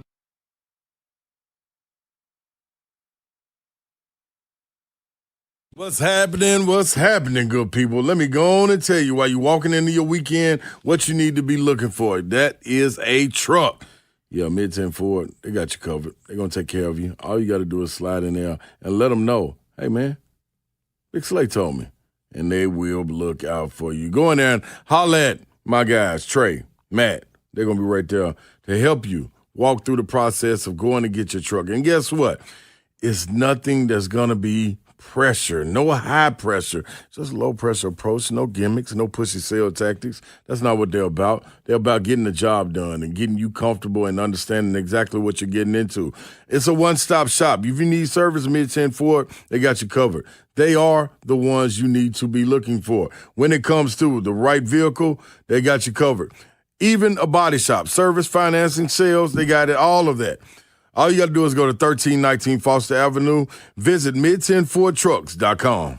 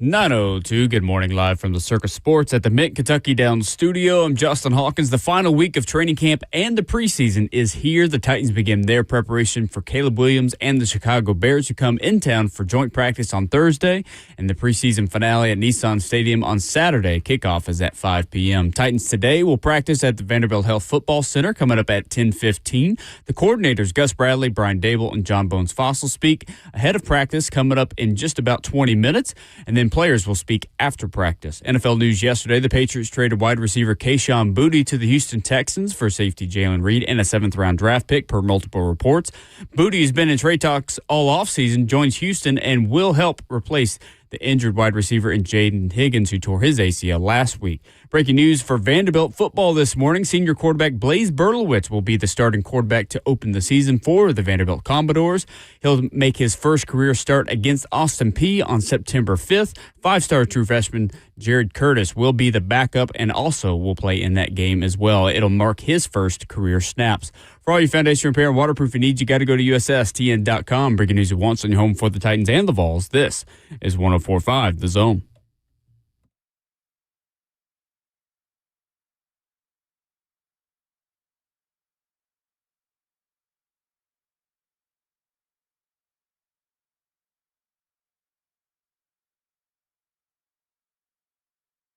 Away we go into the fourth and final hour on this Tuesday morning. Titans coordinator is going to speak here in 15 minutes. You'll hear it live here on the program. He is Ramon Foster. I'm Will Bowling. Pleased to be joined by the voice of the Titans, Taylor Zarzer. What's up? Good morning. Good morning. You have a professional voice. I very much admire your broadcasting chops, but I appreciate the fact that you say program. Oh, yeah. Did you Absolutely. hear it, too? Yeah. It's not program. It's program. No, it's program. That's Middle Tennessee right there. Yeah, I'm born and raised. Program. You know this about Program. me. Him and Doug Matthews. I hear program from him all the time. That's exactly gotta right. Be a Middle Tennessee thing. Love it.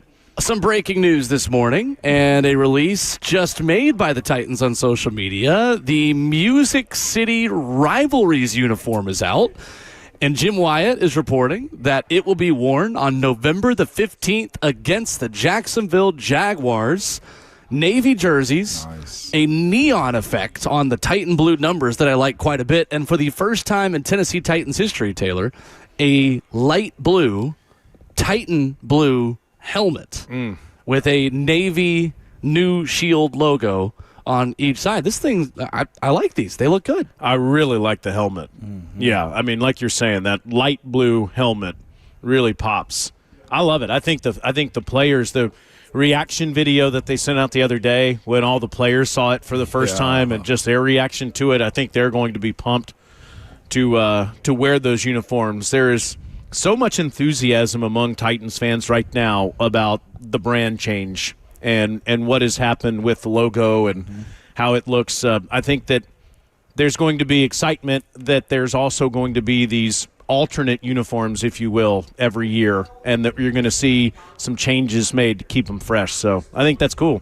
I mean, there's so many teams in the league do that. It is. I'm always pro that, though. I like a nice switch up. Players, I feel like you run into the mundane. It's like, okay, put on the work uniform, put on the white one, put on the dark one, put on the white one, put on the dark one. When you get a new jersey, like, it does something for you. I don't know what it is. It's the same way college teams love black jerseys. You know what I'm saying? Like, yes. it's always that. Like, some people hate certain styles. I'm like, nah, I kind of like them. I like the switch up, man. Yeah. I do. And that Jags game is a 12 o'clock start, I believe. I believe that's right. Yeah, and what will be really cool, Will, is when the Titans get to wear those uniforms at night in the future. That would look really cool. That would look really cool. November 15th, noon game, Nissan Stadium, Titans and Jags. Yeah, that'd be I a like good it. one. Looks good. Yeah, against a rival, might as well do it. Yeah, rivalries uniforms. Absolutely. Let's beat the Jaguars in those uniforms, That'd be great. most importantly. That would be really great. Biggest takeaway for you from preseason game number 2 was what, Taylor? I would say the biggest takeaway is that this team is going to have ups and downs with having such a young roster.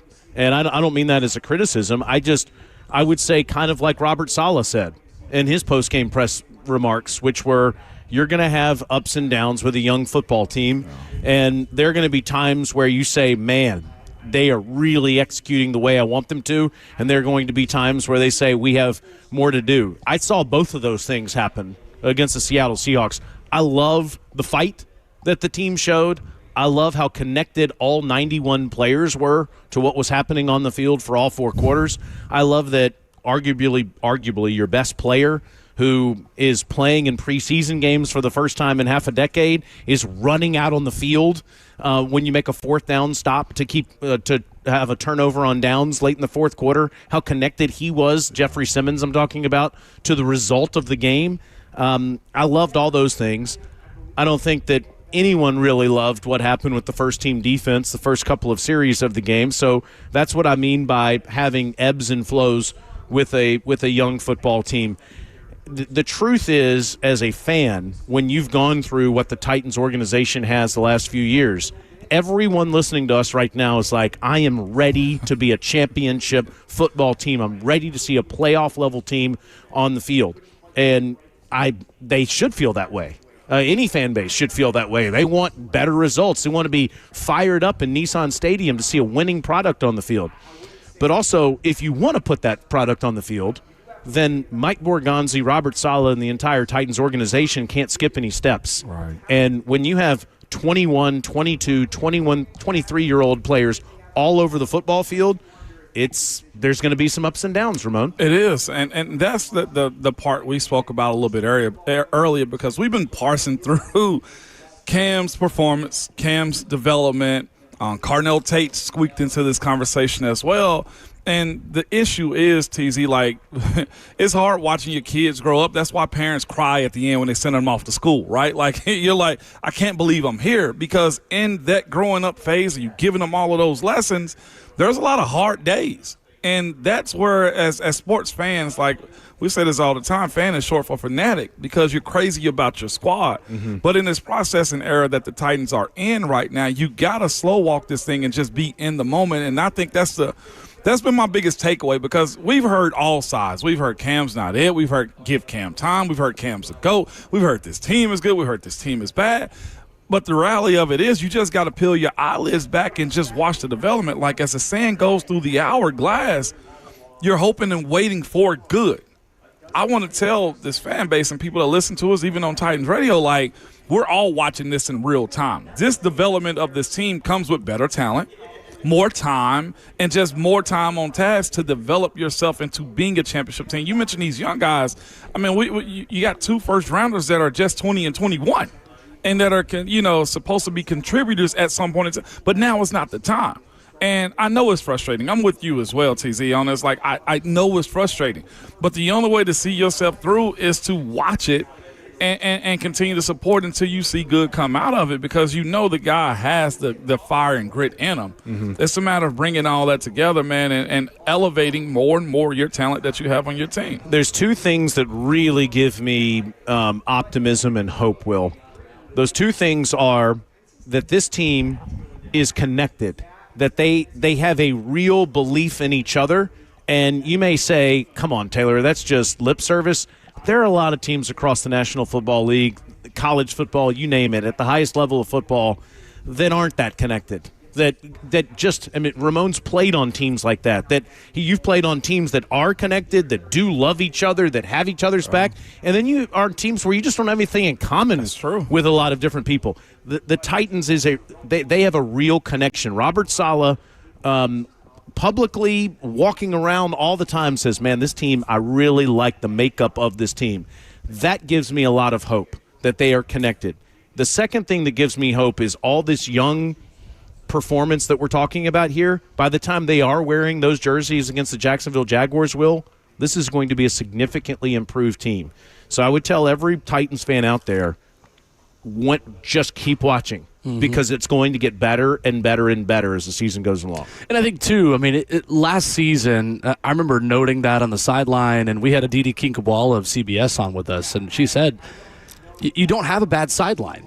You don't have a sideline that feels like they are fractured. And yeah. I made the same note. Now, ultimately, in that short term of last season, that did not translate to wins and losses in the immediate future and present in 2025. The hope from Mike Borgonzi in the front office is that in the long term, that benefits your franchise, and that results in wins and losses.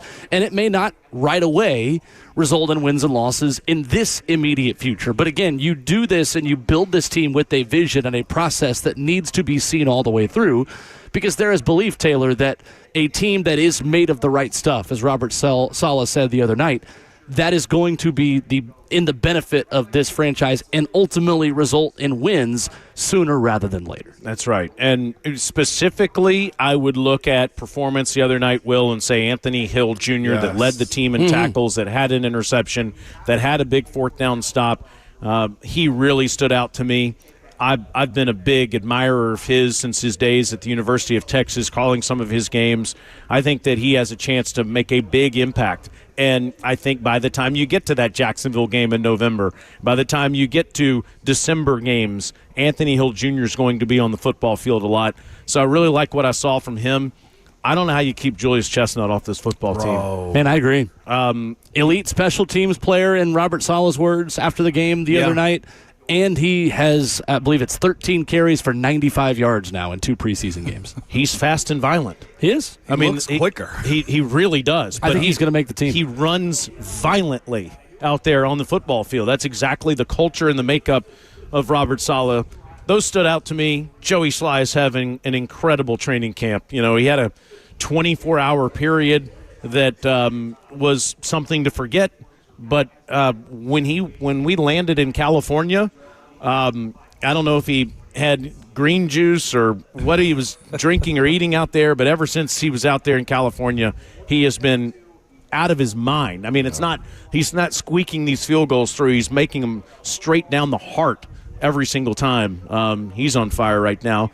I know that people don't get too fired up about punters, but Tommy Townsend's one of the best in the league. We just don't want to see him out there very much. We don't want to see him out there, but he flips the field. But it's a weapon, though. That's the thing about it. Like, you're encouraged by your offense moving the ball down the field and knowing that he can flip the field and also just not allow a return. Like, that's a benefit for what this defense you hope can present during the regular season, though, TZ. Like, I'm okay with kicking it with the specialists from time to time. I'm okay. And I like kicking it. I like the underneath stuff we saw from Cam Ward. Keep it going.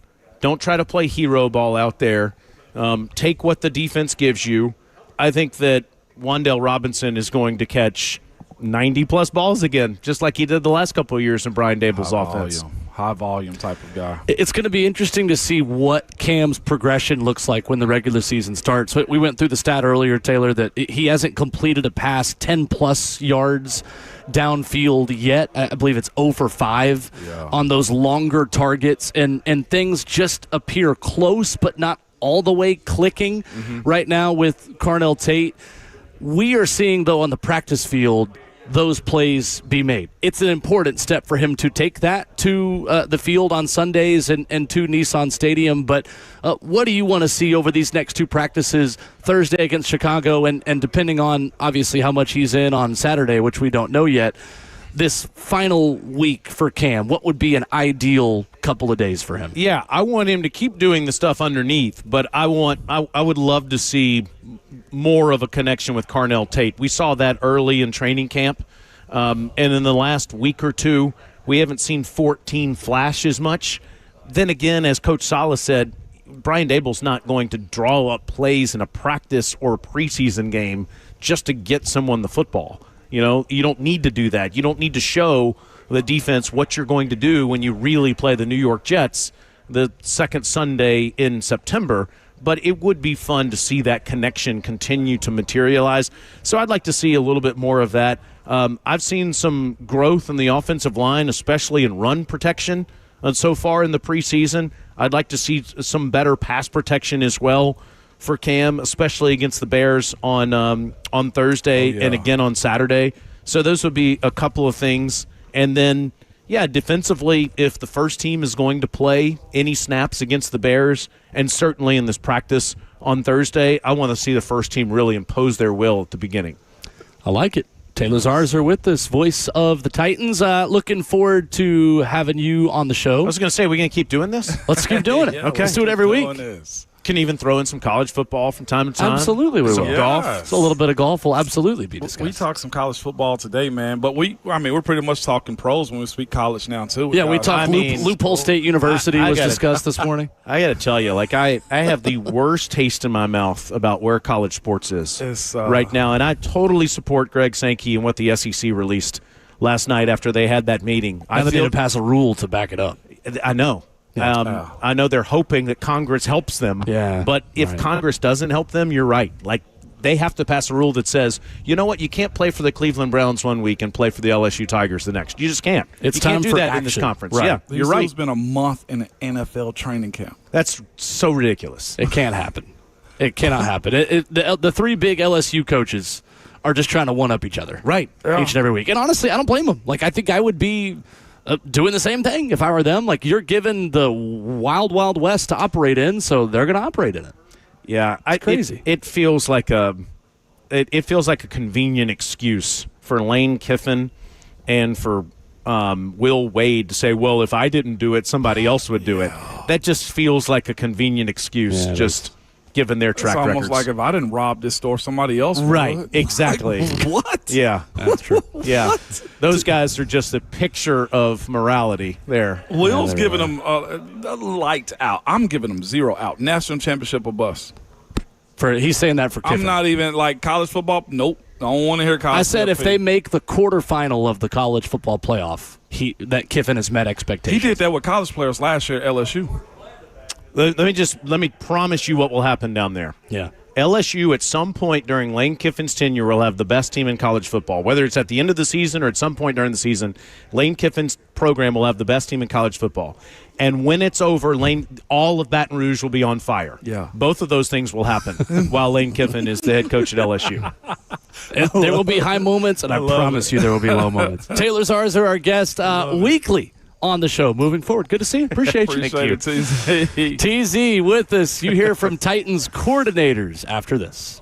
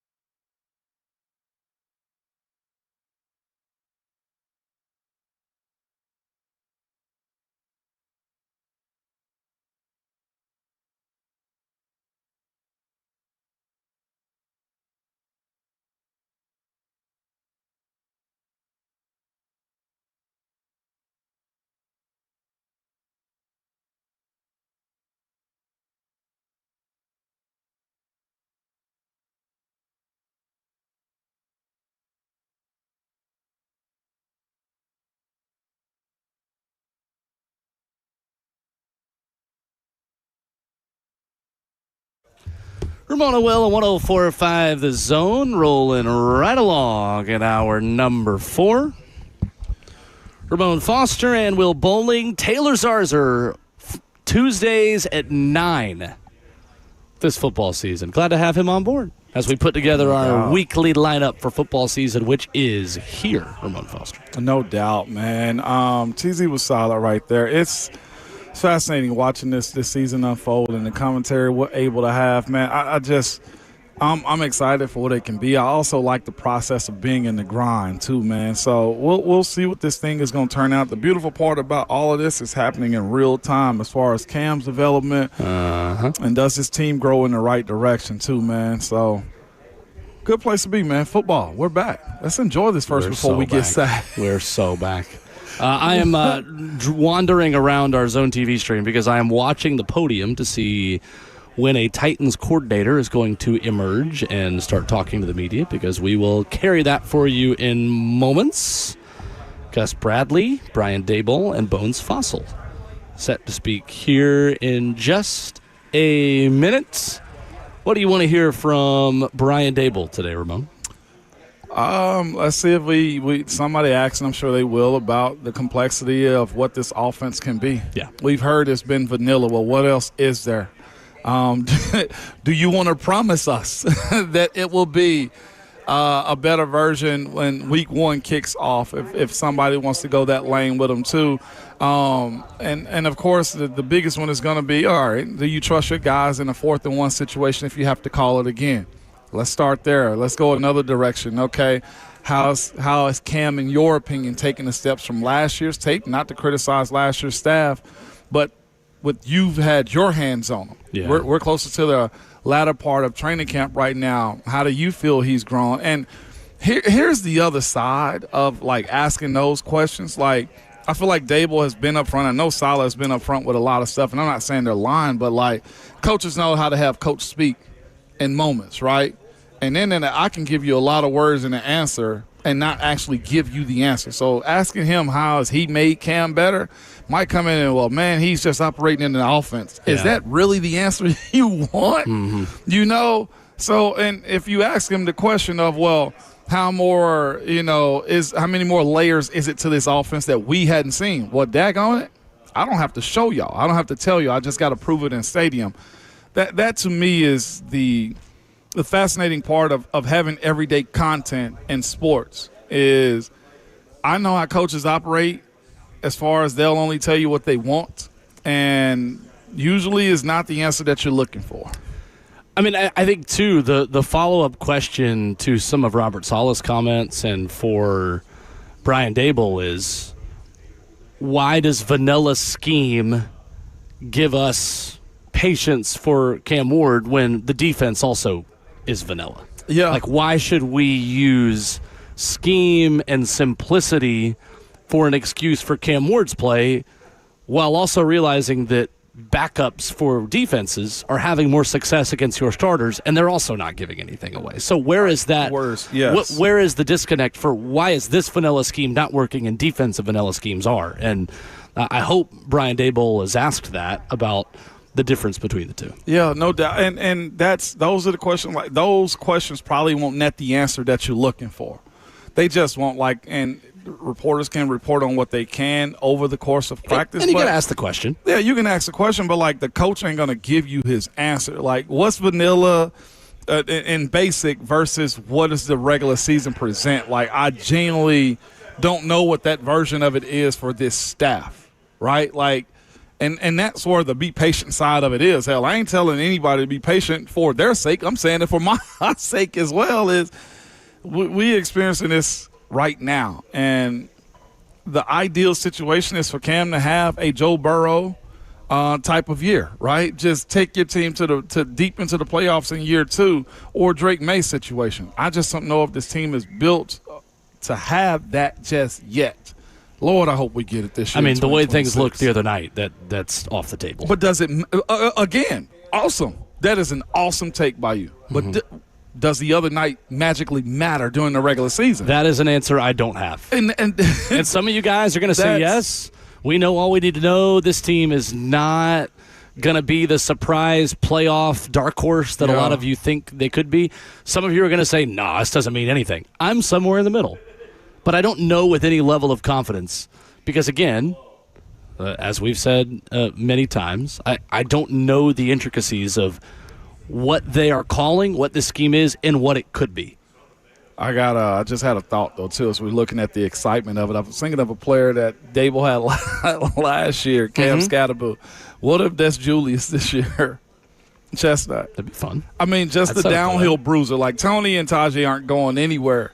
But the way you got to give, like, Julius Chestnut the tip of the cap, he's had a good and I think almost surprising offensive training camp this year. Do you think that is realistic for him? Well, right now to be their downhill, like be a back and not just a special teams player in this offense? Michael Carter's not a big back. Nick Singleton's not a huge back. Kalel Mullings is, but we hadn't seen a ton of Kalel. So the guy that's been available, which is what we always live on, is best ability is availability has been Julius Chestnut. I lived that life knowing that his ball security's been there, and he seems just a tad more shifty. Now I know it's against 2s and 3s, but he's doing the job still, Will. And his physicality is very friggin' attractive. I think that's interesting. Honestly, I can't really argue with you because, and not that I want to, because I like a little pushback. No, well, I mean, at this point, I think Julius Chestnut is on this roster. Yeah. And I am interested in the concept of him being more than just a special teams guy who can give you a couple of snaps in short yardage, but being a legitimate option to run the football for this team more than just once or twice a game. Yeah, no doubt. It is it'll be fascinating, man, to watch what it turns into because that is a unique skill set that I don't think Tajay or Tony have or want to be doing. Unless you call in plays to say, Tony, run into to the wall. Tony's probably going to try to take as less hits as he can on his body as far as evading guys. Now, I will say, loving watching him go 33 yards down the sideline on a flare route out to the side. Man, I thought that was a good facet of his game that we've always contributed to Tajay. Seeing him be unique in the pass game, to me, I thought was really solid. I'm watching for him, Will. So still no coordinators over there? No, still no coordinators over there just yet. Houston Texans. What about them? Released their rivalries jerseys. What it look like? They look pretty familiar. They look like the Oilers. They tweeted in their uniform reveal, "Our city, our colors, our uniform." Did they really? And this is the jersey. It is a white uniform with light blue numbers, a white helmet with a red stripe down the center, and light blue face mask. Man, listen, as a new guy, I know I'm not huge. I know I'm not very versed on the history of just the Titans and Oilers situation like that. I openly acknowledge that, you know what I'm saying? And the fact that you got billionaires in different cities just being petty like this, run it up. Because the Titans, they can do that all they want to, but they don't own it anymore. You know what I'm saying?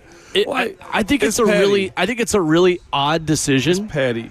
Because if I was the McNair family and if I was the Texans, I would want to distance myself so far from that because that's not them. That's not their history. I agree with you. That city ran off the Adams and would not build them a stadium. Just didn't, and they also didn't want to pour into the Titans, from my understanding. Right. Either. Like with some of the Titans historians that I have talked to, like this wasn't just, hey, Bud said Mr. Adams is taking his team and running. There were city decisions that weren't made. Yeah, the city said we're not going to invest money in you and in facilities. Like, it's your own dang fault. Yeah, and that to me is where it becomes even more petty. Now, is somebody in that building of Houston's ownership that's allowing this to, or that wants this to happen? I won't say think allow. It's really weird. Because they're red, white, and blue as a squad right now, and the blue hue is way off. It's almost like two-tone blue with what the Titans had in the last jersey scheme.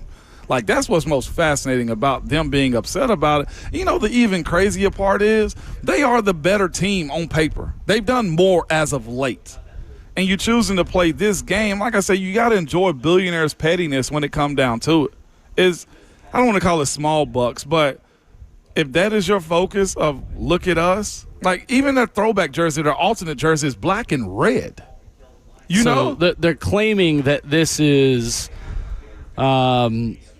basically for a sign in Houston that is a stone marquee sign with a white background and a light blue Houston. And they're saying this is built from the fabric of our streets. Why don't they have? And they have like stone texture to all of the letters and the numbers. What's crazy is why don't they have like player recognition nights, alumni night, and bring back guys like Coach Munchak, right? Billy White Shoes. Why aren't they bringing them back? Well, those guys identify as Titans. No, but like, why aren't they bringing them back? Because they identify as Titans. That's the point of it all. Billy White Shoes Johnson is in the Titans Ring of Honor and comes back for Titans alumni weekends. I'm being very, very Warren Moon rhetorical says, with "I am it. a Titan." Exactly, Yeah. and this is the a guys new, who wore the jerseys say that they belong to the Adams at Tennessee. When the Houston Texans came in 2002, it was an expansion franchise of the NFL, correct? Mm-hmm.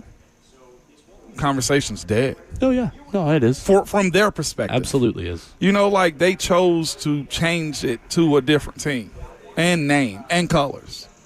My rule on jerseys. petty. My rule on jerseys is always: I will not judge until I see them in action. This is my. I give this disclaimer every single Titans time. jerseys? Nope. My rule on any jersey ever in the history of time has been: I will not give you a strong opinion until I see them in action. So we'll see. But will you buy it? No, I don't buy football jerseys anymore. For me personally, I don't. It's just not for me. I'm a polo on game day guy. Okay. I hadn't. The jerseys I still buy are soccer because they're T-shirts and baseball. I did because buy- for whatever reason I like how baseball jerseys look. I bought a football jersey recently. Did you? It was at a charity event. It was at Jeff's. I bought Jeff's Nice. jersey. They signed it, actually. Look at you buying a defensive lineman's jersey. It's a charity, man. Yeah, it's still hanging up in my house. We're still waiting on coordinators down there. Yeah, we still are. Nobody's there right Nobody's now. talking. All right. Well, let's go ahead and take our break now. Actually, no. Let's get to Bam in Nashville. Bam, got to be a little speedy here with your call, but we can get you in here real quick. What's up, Bam? Man, why do the Texans want to be us so bad? Man, what is it, Greg? It's really okay. I'm just like, okay, so who's wearing what jersey, like, when we play them now? It's questions like that. You know what I'm saying? It's just, man, when I went up there one year for a game, and I wore, like, the throwback. I got one of the original throwbacks, like the heavy ones. Yeah. Everybody was like, you wearing Houston colors? No, I'm wearing Titans colors. Good for you. Get the bleep out of here. It's that. Tighten up, baby. No doubt. Thank you, Bam. I knew Bam. But see, Bam will go travel and go see folks. He just like Pimp C, man. You gonna smell his cologne, okay? Ben Solak says on Twitter, 7 of the 8 rivalries uniforms are somewhere between totally fine and pretty cool. And also the Jaguars are participating. No, what is that? They have white jerseys with black pants and a teal helmet. I actually like these. Do you? I'll show you. Hold on. Stand by. Stand by. And here you go. Jaguars on the front. Black jersey. I actually think these are sweet. I'm not going to lie to you. Teal helmet with a gold face mask. Black numbers with black pants. I think those are awesome. The numbers is Clearly, I'm in the minority, but I think those are awesome. Oh, they got a cursive Jaguars on the front. They too. do. Ain't bad. I like 'em. Again, It's a far cry from mustard versus light blue on Thursday Night Football back in the day, but we will move on. Now that was filthy. Coming up, we think a coordinator will be at the podium. Find out with us next.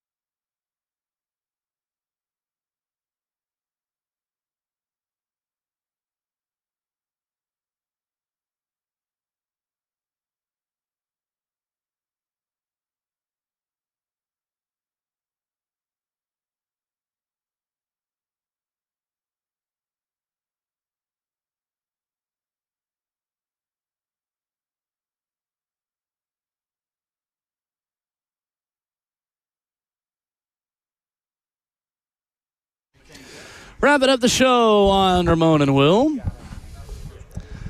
You will likely hear Titans coordinators coming up on the Buck Reisig Show because nobody is up at the podium, and that is all right.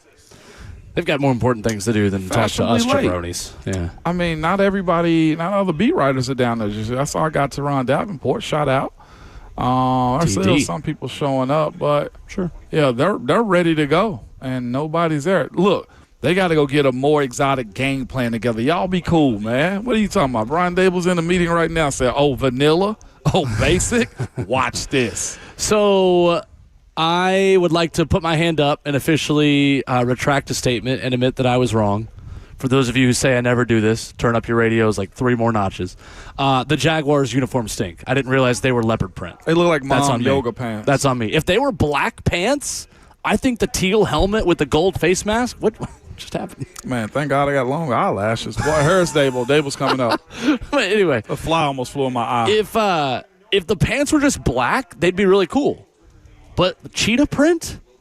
You're going for mom legs. For a men's football team? Nah, we're not doing that. They're going for mom legs. The cheetah print looks terrible. Dable's up.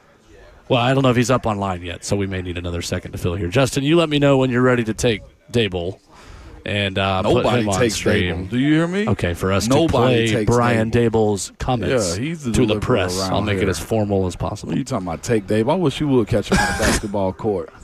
I know he's a hooper. So what we'll do is, and I'm to tell Bert and Lucas this real quick, we will take Dayball, and then we'll take our break, and then hopefully that means Gus Bradley will be back up to start the Buck Reisig Show. So I hated that thumbs up. Let's go right now to Brian Dayball speaking to the media. The practice against our guys today, and then get on to Chicago. We put a lot on these guys in terms of installation. I think Robert's done a great job of devising the way that he wants to practice, the amount of reps we've got.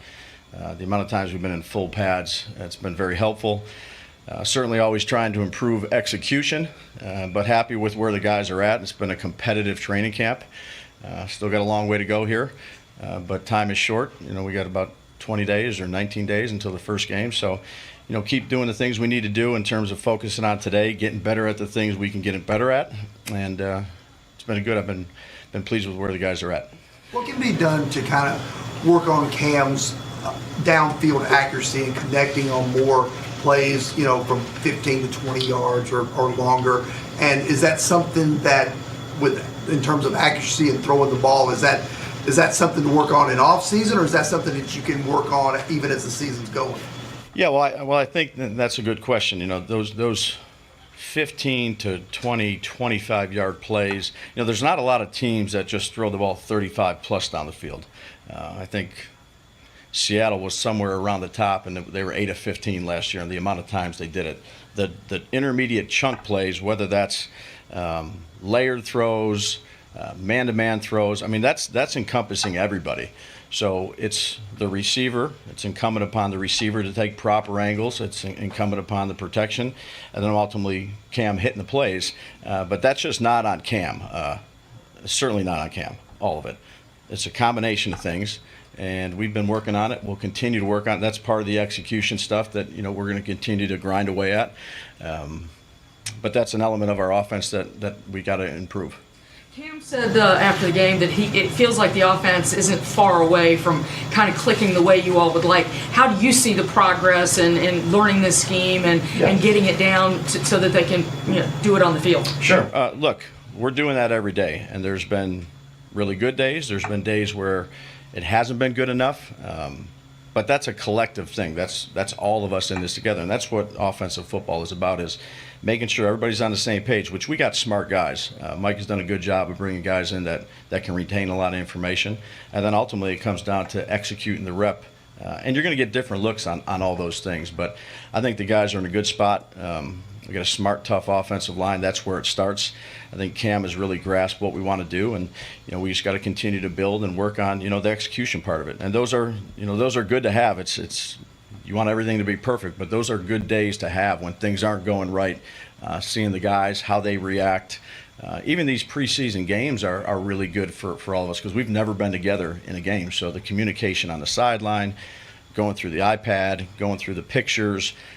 They're all valuable experiences. How beneficial has it been for Carmona to kind of grab a hold of that job early just for the sake of continuity? Yeah, that's an important part of offensive line play as well. Is as soon as you can get the 5 guys that are working together on a consistent basis, because the communication in that area, sometimes it's one little word, and when you're playing next to a guy for continual practices and in games, that's certainly a benefit.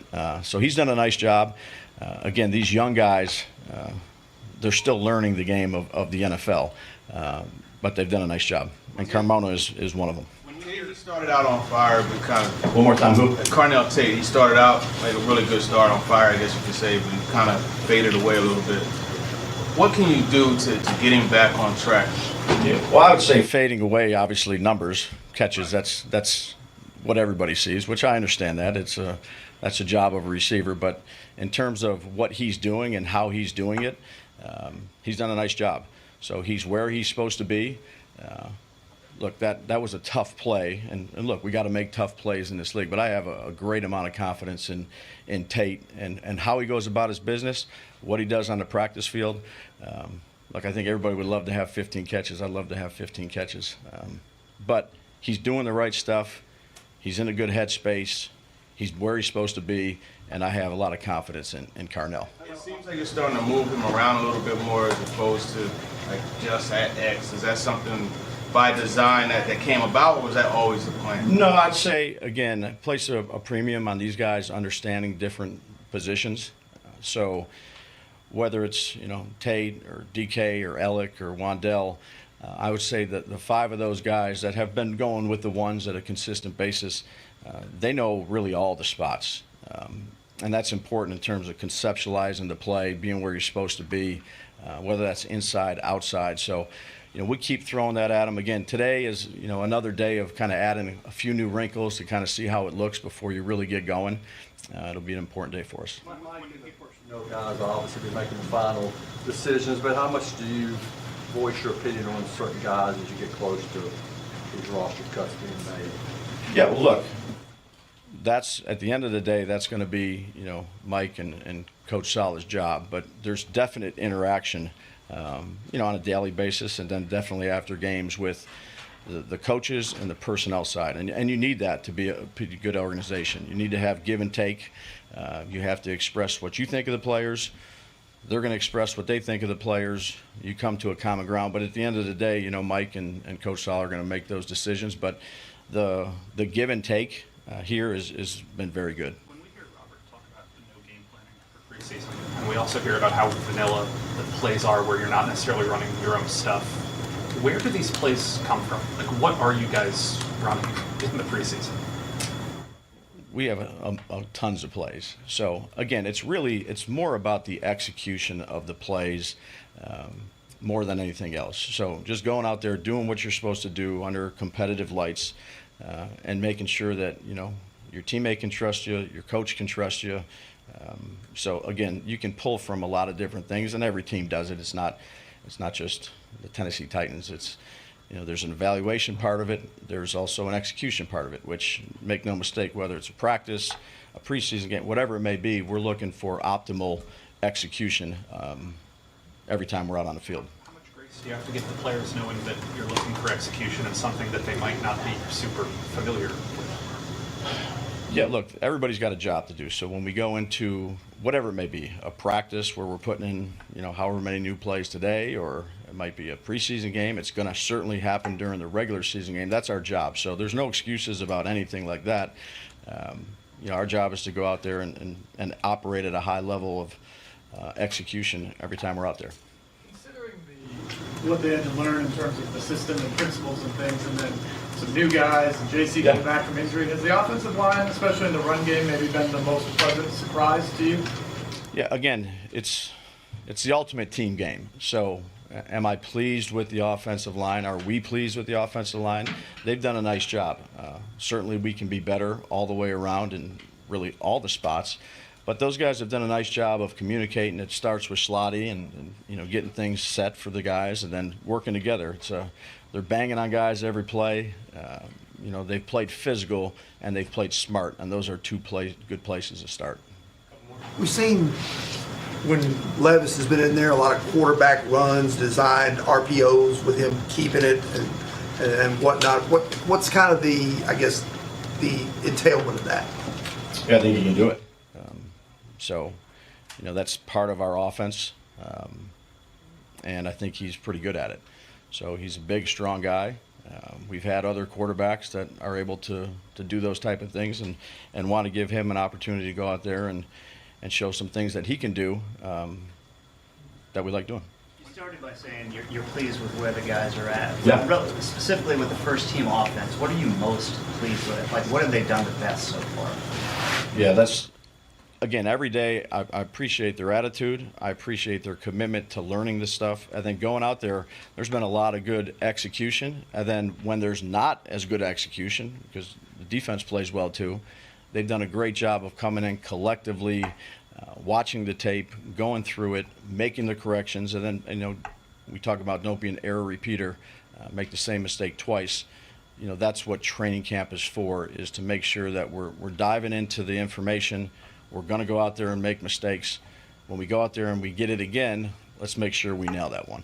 How is that translated into the 2 preseason games with the first team, in your opinion? And what's the margin for error? Look, these guys I'm pleased with where we're at. I'm pleased with mentally where we're at. When I say pleased, I'm not happy. We want to score points every time we go out on the field. But again, the process of which the coaches are going through with the players, the process that I see the players have, we're just going to keep building on that. And, ultimately it comes down to execution, and that's what we're working hard on. What do you think your offense is going to be known for this year? You come in and it's all new. Yeah. You're new. You're learning these guys this month. Yeah. You feel like you have your finger on the pulse of what you're going to be known for? Yeah, I think time will tell. There's a long way to go here, and we're just at the tail end of training camp. So I think keep the main focus. Be good at fundamentals. That's where it's going to start, particularly early on in the season. Take care of the ball. Make good decisions with those who handle the ball, and be a physical unit. Now, that's what we want to be. We got to go out there and do it. Okay? Thank you. Thanks, guys. Appreciate you. There is Brian Dable meeting with the media. The Buck Rising Show is next. They will have the rest of the audio from Titans coordinators after this. Hey, by the way, y'all letting Buck go ask one question down there, man. He need to be asking more than I'm going to have to talk to Buck. I'm going to have to talk to him, Lucas. He down there wasting company dollars to ask one question, man. I got to talk to him, Lucas. We can't let him off the hook like that. Big J journalist, went to Indiana National Championship. We can't allow that, man. He got to rep us. He ain't repping us hard enough, Lucas.